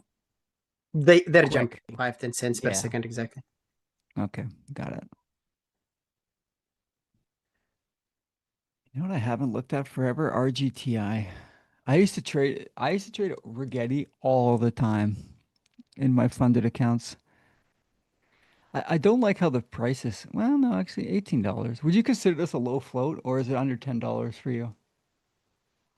It's not under 10, but it's still not a bad stock for your type of trading style, I'd say, because it's a stock with a huge ATR. It's an $18 stock with around $1.5 ATR. It's a 10% move a day. If you Mm-hmm. get just one candlestick, you already made 1 or 2%. Right. Yeah. Hmm. Delia, I trade, yeah, just MNQ. Three That's all you need. contracts. Yeah. I That's don't literally go all you anything need when more you than trade that. futures. Yeah. I did 5 when I first started and I blew one up. Honestly, 5 is a lot. Like when you see guys like I follow a couple guys, they trade like 25 contracts. It's insane. Like I mean, you need a bigger account, obviously, and I'm just doing a You funded not account. only a bigger account, you also need a Yeah. bigger buffer. Or what some other traders do, they link multiple accounts. You just buy multiple accounts and you Mm, trade one. You do copy trading across multiple accounts. This way, you're not going to blow out at least with one single trade. You have the right. buffer, and at the same time, you're going heavier. I do see a lot of people do that copy trade, and they have like 5 or 6 accounts, trade three contracts, but then you end up trading 20, right? And you get the same monetary reward, I suppose. Okay, I opened up a can of worms with this clothing conversation, hey?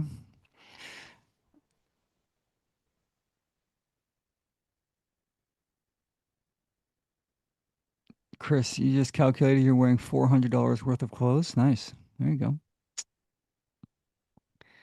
Hmm. What did SpaceX do today? Did you have SpaceX on your watch list? Yes, but I didn't know how to trade this thing. The daily chart Oh, was a little bit ugly. The 60-minute chart was literally nothing. I just had no idea how to trade it. I had it on my not on my watch list, on my day-to-day watch list. I'm not watching it to trade it. I just watch it. entertainment, popcorn. It's a popcorn stock. Yeah. Sometimes you get some obviously unique type of price action that tells you, take me. Take me And I now. end up exactly, and I would be getting these type of trades, but uh, I wasn't actively watching it. The ones that I was actively watching at the open were Baidu and Emu. These are the two that Hmm. I was literally watching.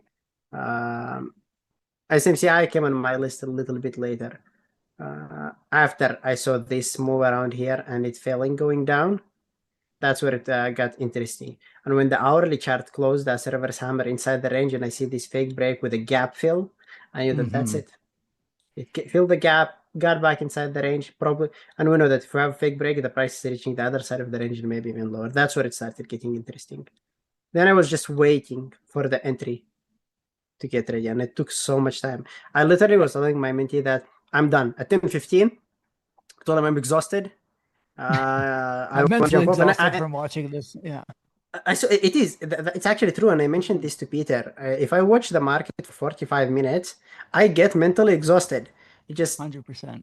you are focused across. You're watching 4 or 5 stocks, 4 to 5 time frames for 45 minutes, candlestick by candlestick, tick by tick. For me, it is exhausting. So I was telling you Oh I'm yeah. done, but then he told me I have a few questions for you. And I was like, okay, let's have a few extra minutes. He asked me these few questions, and he made me some money because if he did not ask me, if he hadn't asked me these questions, I would have left and I would have just missed the short. So Sometimes, guys, asking questions makes you money. Yeah, thanks. Feel So free to thank you, ask, Steven, or whatever his name was. Yeah, you made me $1,000 today. Sebastian. But yeah, thank you, Sebastian. That's what's yeah, I was oddly enough, I was talking to someone yesterday, a BBT member. He actually wanted to have just a call with me and just chat. And he told me he takes like 50 trades a day. And I said, "Are you not exhausted from that?" And he's like, "Well, what do you mean?" I'm like, "Your mental capital, like taking that. Everyone's different. I totally get it. But me taking, between 3 to 6 maybe a day, and six is on the high side. That's if I'm having a really good day. But usually my setups are gone by then, especially like my 5 minutes, my gap and go is like, I can catch a reversal around this time maybe, but for the most part, I'm done after 6 trades. I'm like, when you trade 50 times a day, I said, aren't you absolutely just exhausted upstairs, like between your ears? And he's like, not really. I'm like, well, that's a problem. I'm like, instead of doing 50, I'm like, go to 25 or even like just try 15. And he's just like, okay, well, that's something I'm going to work on. I was like, okay, well, yeah, just How many journal hours it a day out does he trade? all day, all day. Wait, I know Chris. Probably Chris does the same. Chris, how many trades do you usually take? 20, 15? Chris, I think he stopped trading admit. after 12 till like 2, but then he comes back and he tries to catch a 1 to 10 at the end of the day. But he'll trade the whole opening session. Yeah, 9:30 to 12, I think he said, take a couple hours off, and then he'll come back and he's like, yeah, I'm doing like 50 trades a day. I said, holy shit, buddy. Like that's a lot. But that's the thing. People find success doing this. Like you look at Alyssa and the funded account. Like I was looking at a bunch of them yesterday, just their trades and what they were doing and how they've got like this. I think Alyssa's actually in the chat room, but she got to like $60,000. She took a $12,500 account to 60 grand, but she's taking like 110 trades a day. But she's successful doing it. Like she's found something out. So I think she was in the BBT chat room and I messaged her. I said, how much are your commissions? Like you must have an obscene amount of commissions, but she's never traded. I don't think she's traded live before. But like that's the thing. My algo is not taking 200 trades a day. It's not taking 20 trades a day. And that's an algo that's running during the whole day. So that's the thing. People make it work, but it's just like how much mental capacity do you want to put into this? It's just like even like Eamon said, like ugh, when you're done trading, when you actually close all your positions, it's like, oh, good God, like let's like give me a second to breathe here because every candle for candle, bar for bar, you're watching everything. You're looking at Atlas, you're doing that, you're talking to people, you're involved with the chat room, you're trying to engage with this, that, and the other thing. It's like it's a lot going on, and you're still trying to execute your edge. Trading it's freaking hard, man. That's true. But I love It's it. easy to take I trade. love It's the so easy to challenge. execute. I mean, yeah, that's true. But like I was saying, it's so easy to take a trade. It's really easy to take a trade. But the thing that I was always wondering about is why should I take 10, I mean, 3, 4 bad trades and then try keep trading to dig myself out of the hole that I dug to myself, right? Hmm. And then mix it with a few more losers. I mean, it's just a lot, loss after win after a loss after a win. Why don't I just accept the fact that I'm going to let most of them go without me and pick the best one or two and just be Yeah. done? Two That's good trades. yeah. That's exactly what I said to him. I said because he's like, I'm Kyle. Like the main reason of the focus of the call was that he keeps giving his profits back. He's like, I'll be up 150 to $275, and then he's trading VWAP squeezes, and he just kept chasing. He's just chasing them all day. I said, if you're up $200, like just stop, like just stop trading. So I asked him like, what's your goal? How much money do you want to make a day? He said $300. And I said, you're making 250. I'm like, just stop giving it back, or really de-risk yourself a little bit, or just stop trading. I don't know. But it's You know, so the hard. Like, biggest issue, yeah, go ahead. yeah, I mean, the biggest issue is that traders who can't accept losses. Like they're in the green, they give the profits back, they don't want to accept a break even day or a day, and they keep trading. And these type of traders, they'd be having a high percentage winning day rates. So they'd be having 92% green days, 80% days, but then they have that one single or two red days that give all the profits back. So they have high percentage winning day rates simply because they can't accept a loss. And most of the time, you'll be able to dig yourself out of the hole and get the day green. But then there will be these 1 or 2 days where you give most, if not You all, just the get profits back to hammered. the market. Because the Yeah. market is unpredictable. There will be days where it just makes no sense how it moves. And these are the hard days. So better to accept 1 or 2 days and call it today. Yesterday I traded with my little guy. He cost me money. I love blaming him. It's not me, it's him. He cost me some money. It's your So I just scapegoat called it now. today. Exactly. I just called it today and came back trading today. And to be fair, I trade really well when I trade with P capital members or when I trade with my mentees because I'm so focused about my rules. Can't set a bad example. By Look the way, at the guys, volume on Nike. Go ahead. Yeah, go ahead. Nope. Do your pitch. yeah, I Love was it. saying 95, guys. Thank you. All So right. close. 5 more reviews to 100. So if you got the book, if you enjoyed it, make sure to hit the review button and share your honest review with us. If we can get it tomorrow, that would be perfect. Honestly, How nice is that to see doctor beside your name? Man, that is just like I, such a I nice thing I to agree. see. I get that Oh, degree not for nothing. At least I got that degree. You can call me doctor. At least there is even one like single use from my medical on your degree. email signatures, like Dr. Amen. I'm like, Yeah. God, that's just so badass seeing that. I'm just like, yeah, God, good for you. That's awesome. I mean, I didn't waste 6 years of university for nothing. Just for a nice email signature. Yep. I was gonna Some say, look brand. at the volume on Nike. What candle was that? Like 5 minutes ago, there was like 1.6 million shares. What is that from, in your humble opinion? Let's see. Oh, this one I have no idea. Holy hell! I think it was just hitting the 200 moving average, maybe on the 15-minute chart. Anyways, who knows? I didn't go to 6 years of college to be called Mister. It's Doctor, please. Exactly. That's right.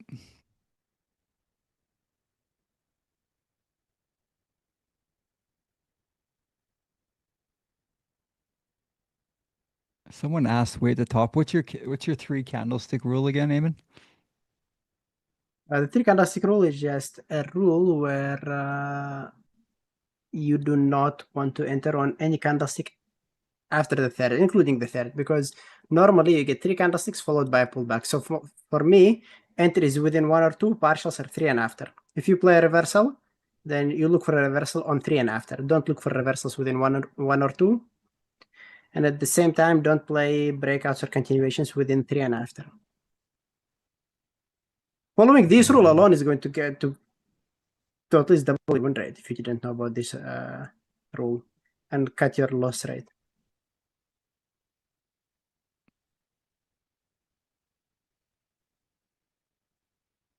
Thank you, Harish. I really appreciate it. Dylan, thank you. I'm interested to know who's going to do your audiobook. Did you get are you going to do a guy or a girl?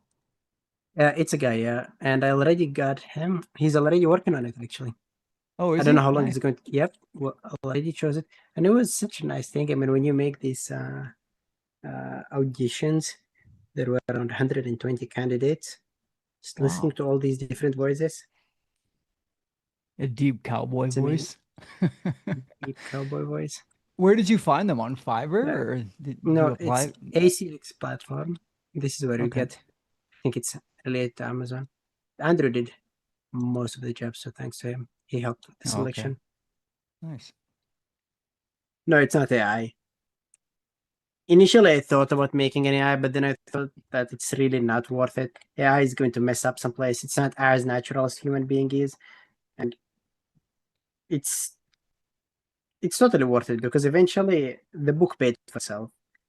I don't want to have a, one of the best time frame analysis or price action trading books read by an AI.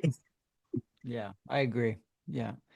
You lose, I don't know. I wouldn't say you lose respect because the respect's in the writing, but when it's like a choppy AI voice, it's not as authentic as having someone real.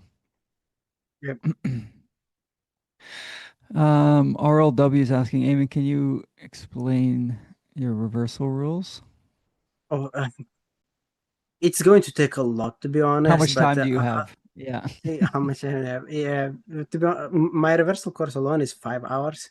The reversal webinar is around 1 hour. But I'll tell you, I'll make it simple to you. If you want to play reversal, there are a few rules that you need to follow. One, you want the price to be at least 1% above or below VWAP extension from VWAP, because this is the indicator that institutions are using, right? Buy when the price is around VWAP, sell when the price is extended from VWAP. So if you see that the price is 1% above or below VWAP, you want to make sure that the 3 candlestick rules there, 3 or after for a reversal, ideally around the level, ideally having an exhaustion volume, plus supporting the direction of the daily chart. If the daily chart is bullish, you want to play reversals to the long side. If the daily chart is bearish, you want to play reversals to the short side. And if the daily chart is choppy, reversals both ways. These rules sum it up. The rest is details.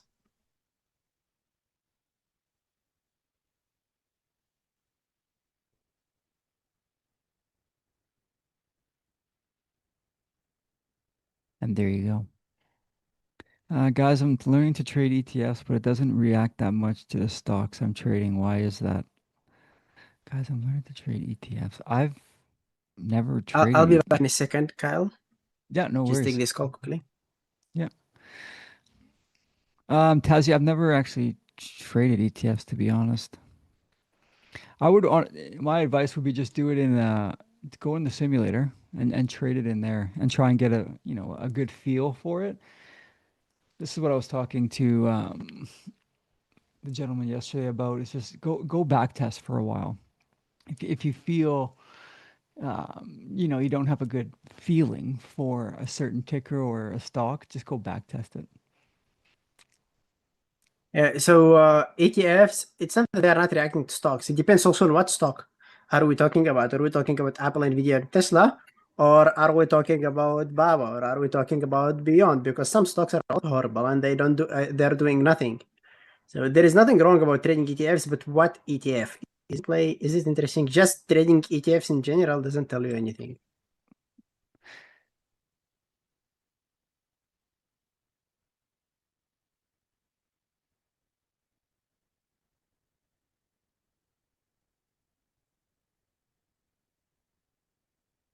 For Some are more active backtesting, than the others. go to tradingterminal.com.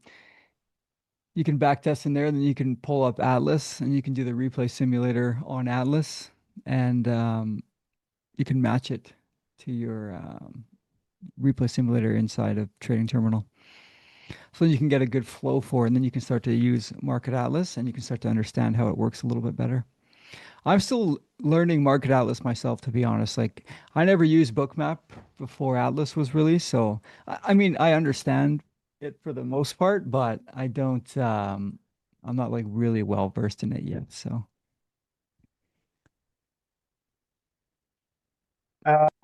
Eric, you're saying that your screener is picking up junk low price stocks. The first you want to do is put a criteria for it not to pick low price junk stocks. It's, for example, starting stocks between $30 or above $50. Some pointers is also not an easy thing because it depends on what strategy you're looking for. Reversals, breakouts, just the gap list, break of high of the day. There are so many criteria that you're looking for. But I'll make it easier for you. AI will do most of the job for you right now. These are simple questions. So explain what you're looking for an AI, and it's going to give you the 3 pointers that you need. If you are looking, for example, for a break of the high of the day strategy, then you probably want to have a criteria where the price is approaching the high of the day. Maybe price more than $20. I'd prefer more than $50. You want it to have some good intraday volume, maybe at least 1 million shares traded intraday. But see, there is another tricky part, because million shares traded before 1 o'clock is a good thing, or maybe before 10:30. But million shares traded after 2 p.m. or 3 p.m. is nothing. You might want to include the relative volume indicator. For break of the high of the day strategy or the breakout plays, you want to have stocks with higher relative volume. For reversals, on the other hand, you want a relative volume that's low, because a stock with a higher relative volume is most likely going to make a move bigger than the ATR, which is not a good thing for a reversal. That's why I'm saying it depends on what exactly you are looking for and what strategy you want to play.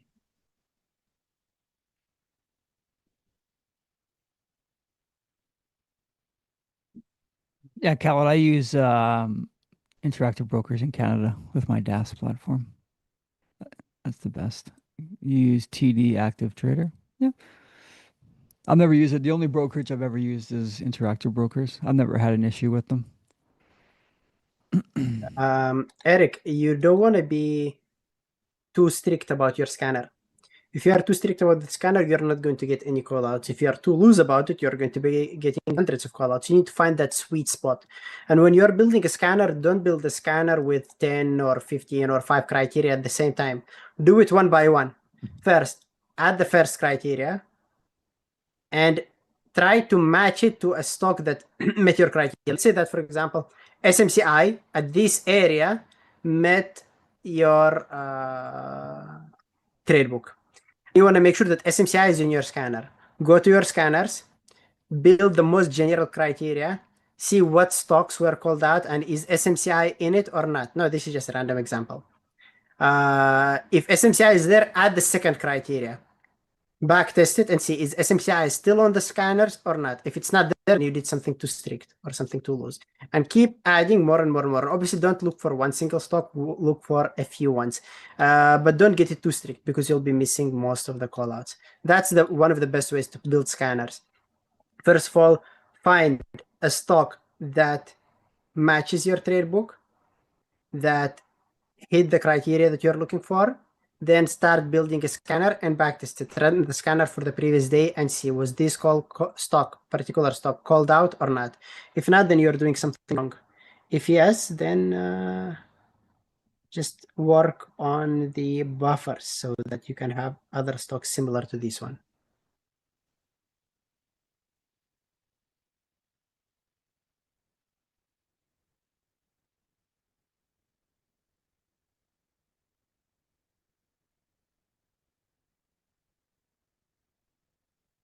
I think Tesla is breaking the trend. Yeah, it's still not breaking, but it is getting closer to the high of the day, which is really interesting. And when you're looking at the trend, you're looking at the 60-minute chart, or you look more at the trend of the daily? It depends on how big of a move I'm looking for. If I'm looking for a full daily 8-hour move, I look at the trend of the daily. If the daily is confusing, it's the 60-minute chart. Okay. Good.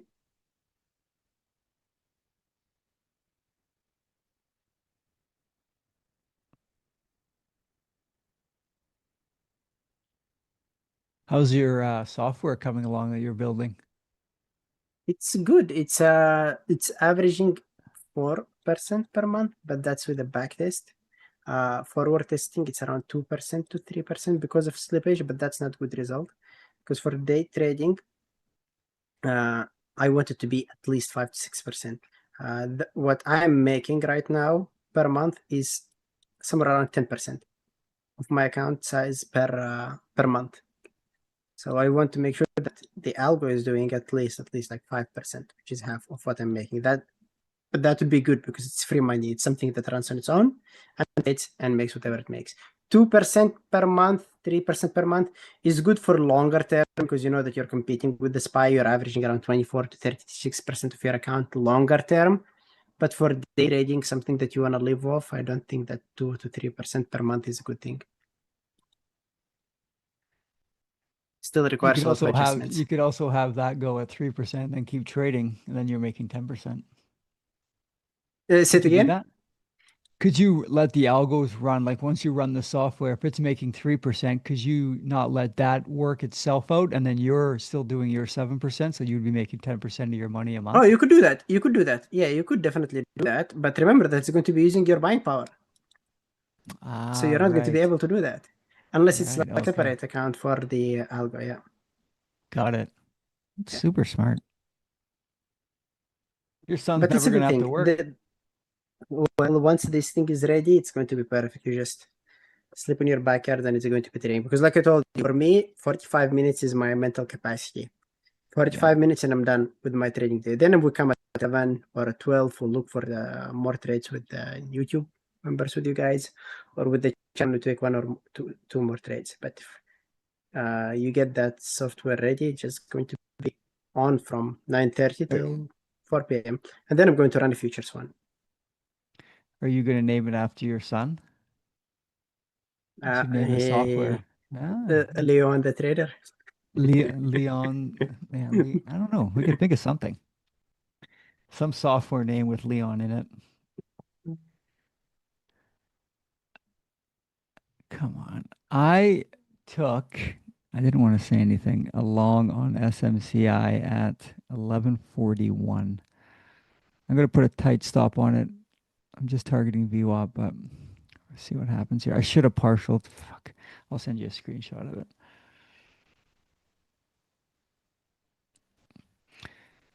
45 minutes is a long time, honestly, for mental. Like Khaled's asking for 45 minutes. The way that Eamon trades, I mean, any trader really, like when you're really in it, when you're watching every candle and the red line, like, and I don't want to speak for Eamon, but he doesn't really use the tape. So he's reading, his little red line that he spoke about before, right? So when you're doing that on all your stocks, like it uses a lot of mental capacity. 45 minutes is a good push. Like, I wonder if they've ever done any tests, like when a trader's actually in a trade versus how like it compares to being like a sports athlete. I bet you like a lot of the mental capacities use similar, like your brain firing and, or is that crazy? Is that a crazy thought?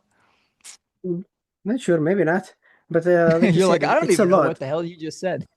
No, I don't understand what you're saying. But then you're right about one thing. It's a lot when you're watching 3 to 4 stocks at the open, multiple time frames of them, and tick by tick. And remember, there is like the serious trading where you're actually focused on perfect setups.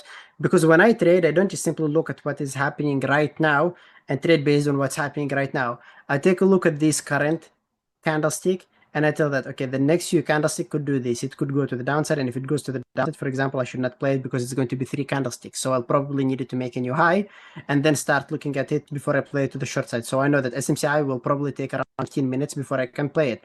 So now I can take some rest, I can stop watching SMCI and I go watch something else. Microsoft, and I build a few scenarios for it. And I know approximately how much time it's going to take before those scenarios played out. Then I get back, for example, to SMCI and I see that it did a candlestick shape that was different than the one that I was looking for. So now the plan is changing and the future scenarios that I'm looking for are also changing. And you have to keep in mind what stock you're watching, how long it's going to take it, because you don't want to miss it after all. Obviously, not all of them are going to do exactly what you're looking for.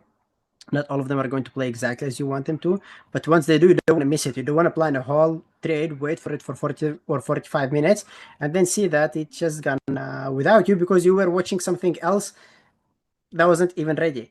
So you build a plan and you want to make sure that you're watching it at the moment where it is about to be ready. And if the candlestick shape was different, you restructure the plan and then you get back to it. And that's the exhausting part.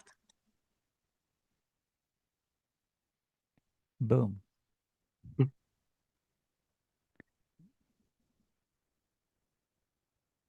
Wow, 537 likes. Nice job. There we go. Who won the funded account? Anyone in the chat?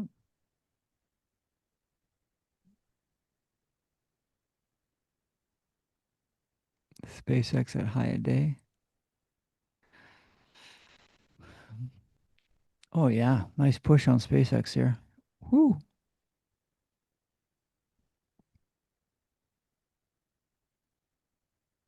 That was good. Yep, that was a nice break of the high of the day setup. Wondering if John played Master it. Corporal John took it. And look at this volume. The volume came around here when it first broke the high of the day, but then it ended up making the pullback, and now it's breaking for a second time, but without volume. Why without volume? Because the breakout volume happened a few minutes ago.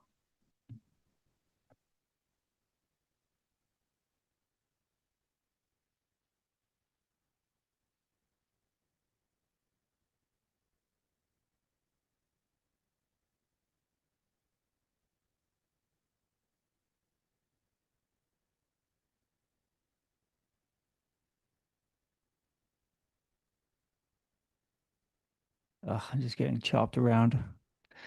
Oh, give me a little push here.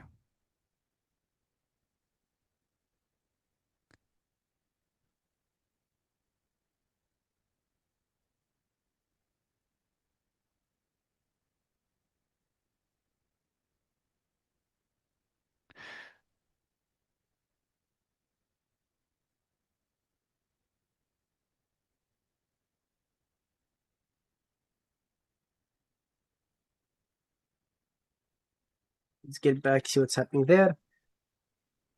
SMCI I'm is just still pulling looking. back, still nothing in it. Yep. Yeah, it's garbage. I was just looking at SKHY. This actually moved nice. This is, yeah, I love seeing, I've said it 1,000 times, when the 200 moving average is on top, I love seeing that. That's a great 5-minute opening range breakdown and then a nice gap and go down. This thing's down 8% today too. Good. Hard to buy. Yep. What the hell do these guys do again? SKHY? SK. Another semiconductor company. Is it semi? Oh, it is. Yeah.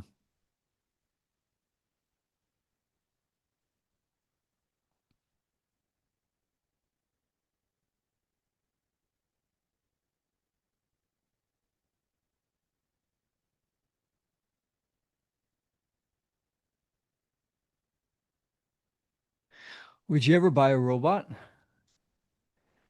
Well, yeah, I mean, probably if it's going to be cooking, cleaning, doing the backend stuff.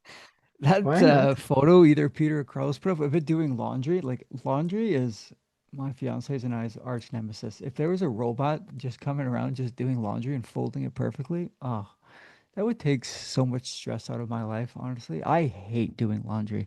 There's no worse task in the whole world than laundry. Washing it's easy. Folding it and putting it away and organizing your closet just takes so much bloody time. God, it's annoying. So I'm just gonna keep buying clothes from Shin. Just throw them out, one-time use. Yeah, see. You get the plan. That would get expensive, I suppose.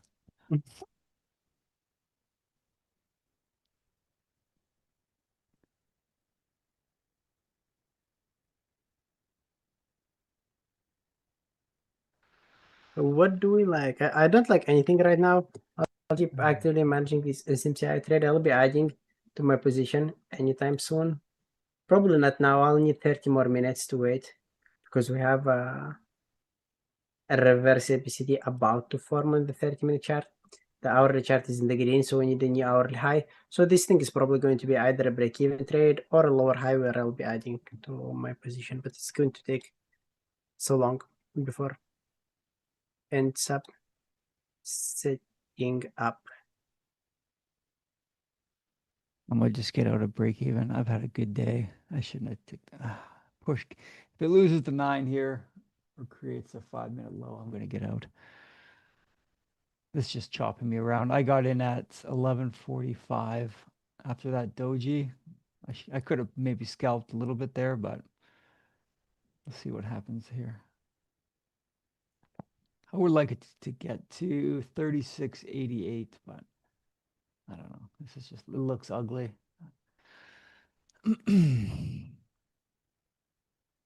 There's news tomorrow, right? Is FOMC tomorrow?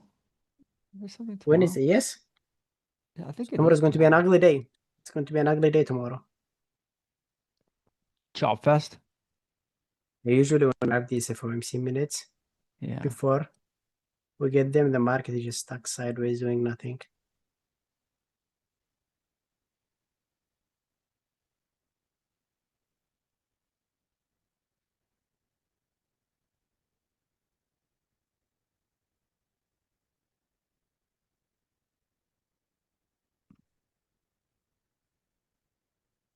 I'm out.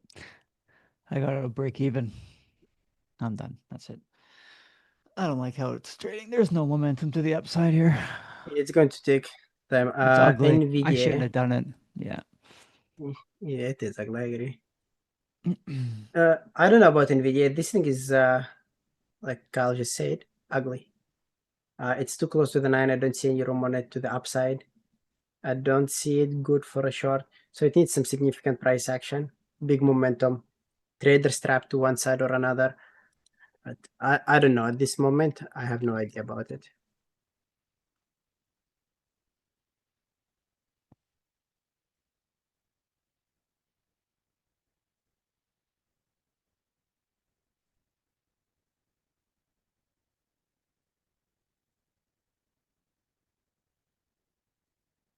If you guys aren't a member of the Discord community, make sure to join us. Eamon put the link up in the top.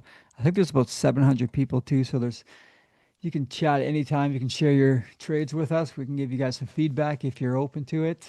And I know Eamon, myself, and Andrew are pretty active in there, Carlos and Peter.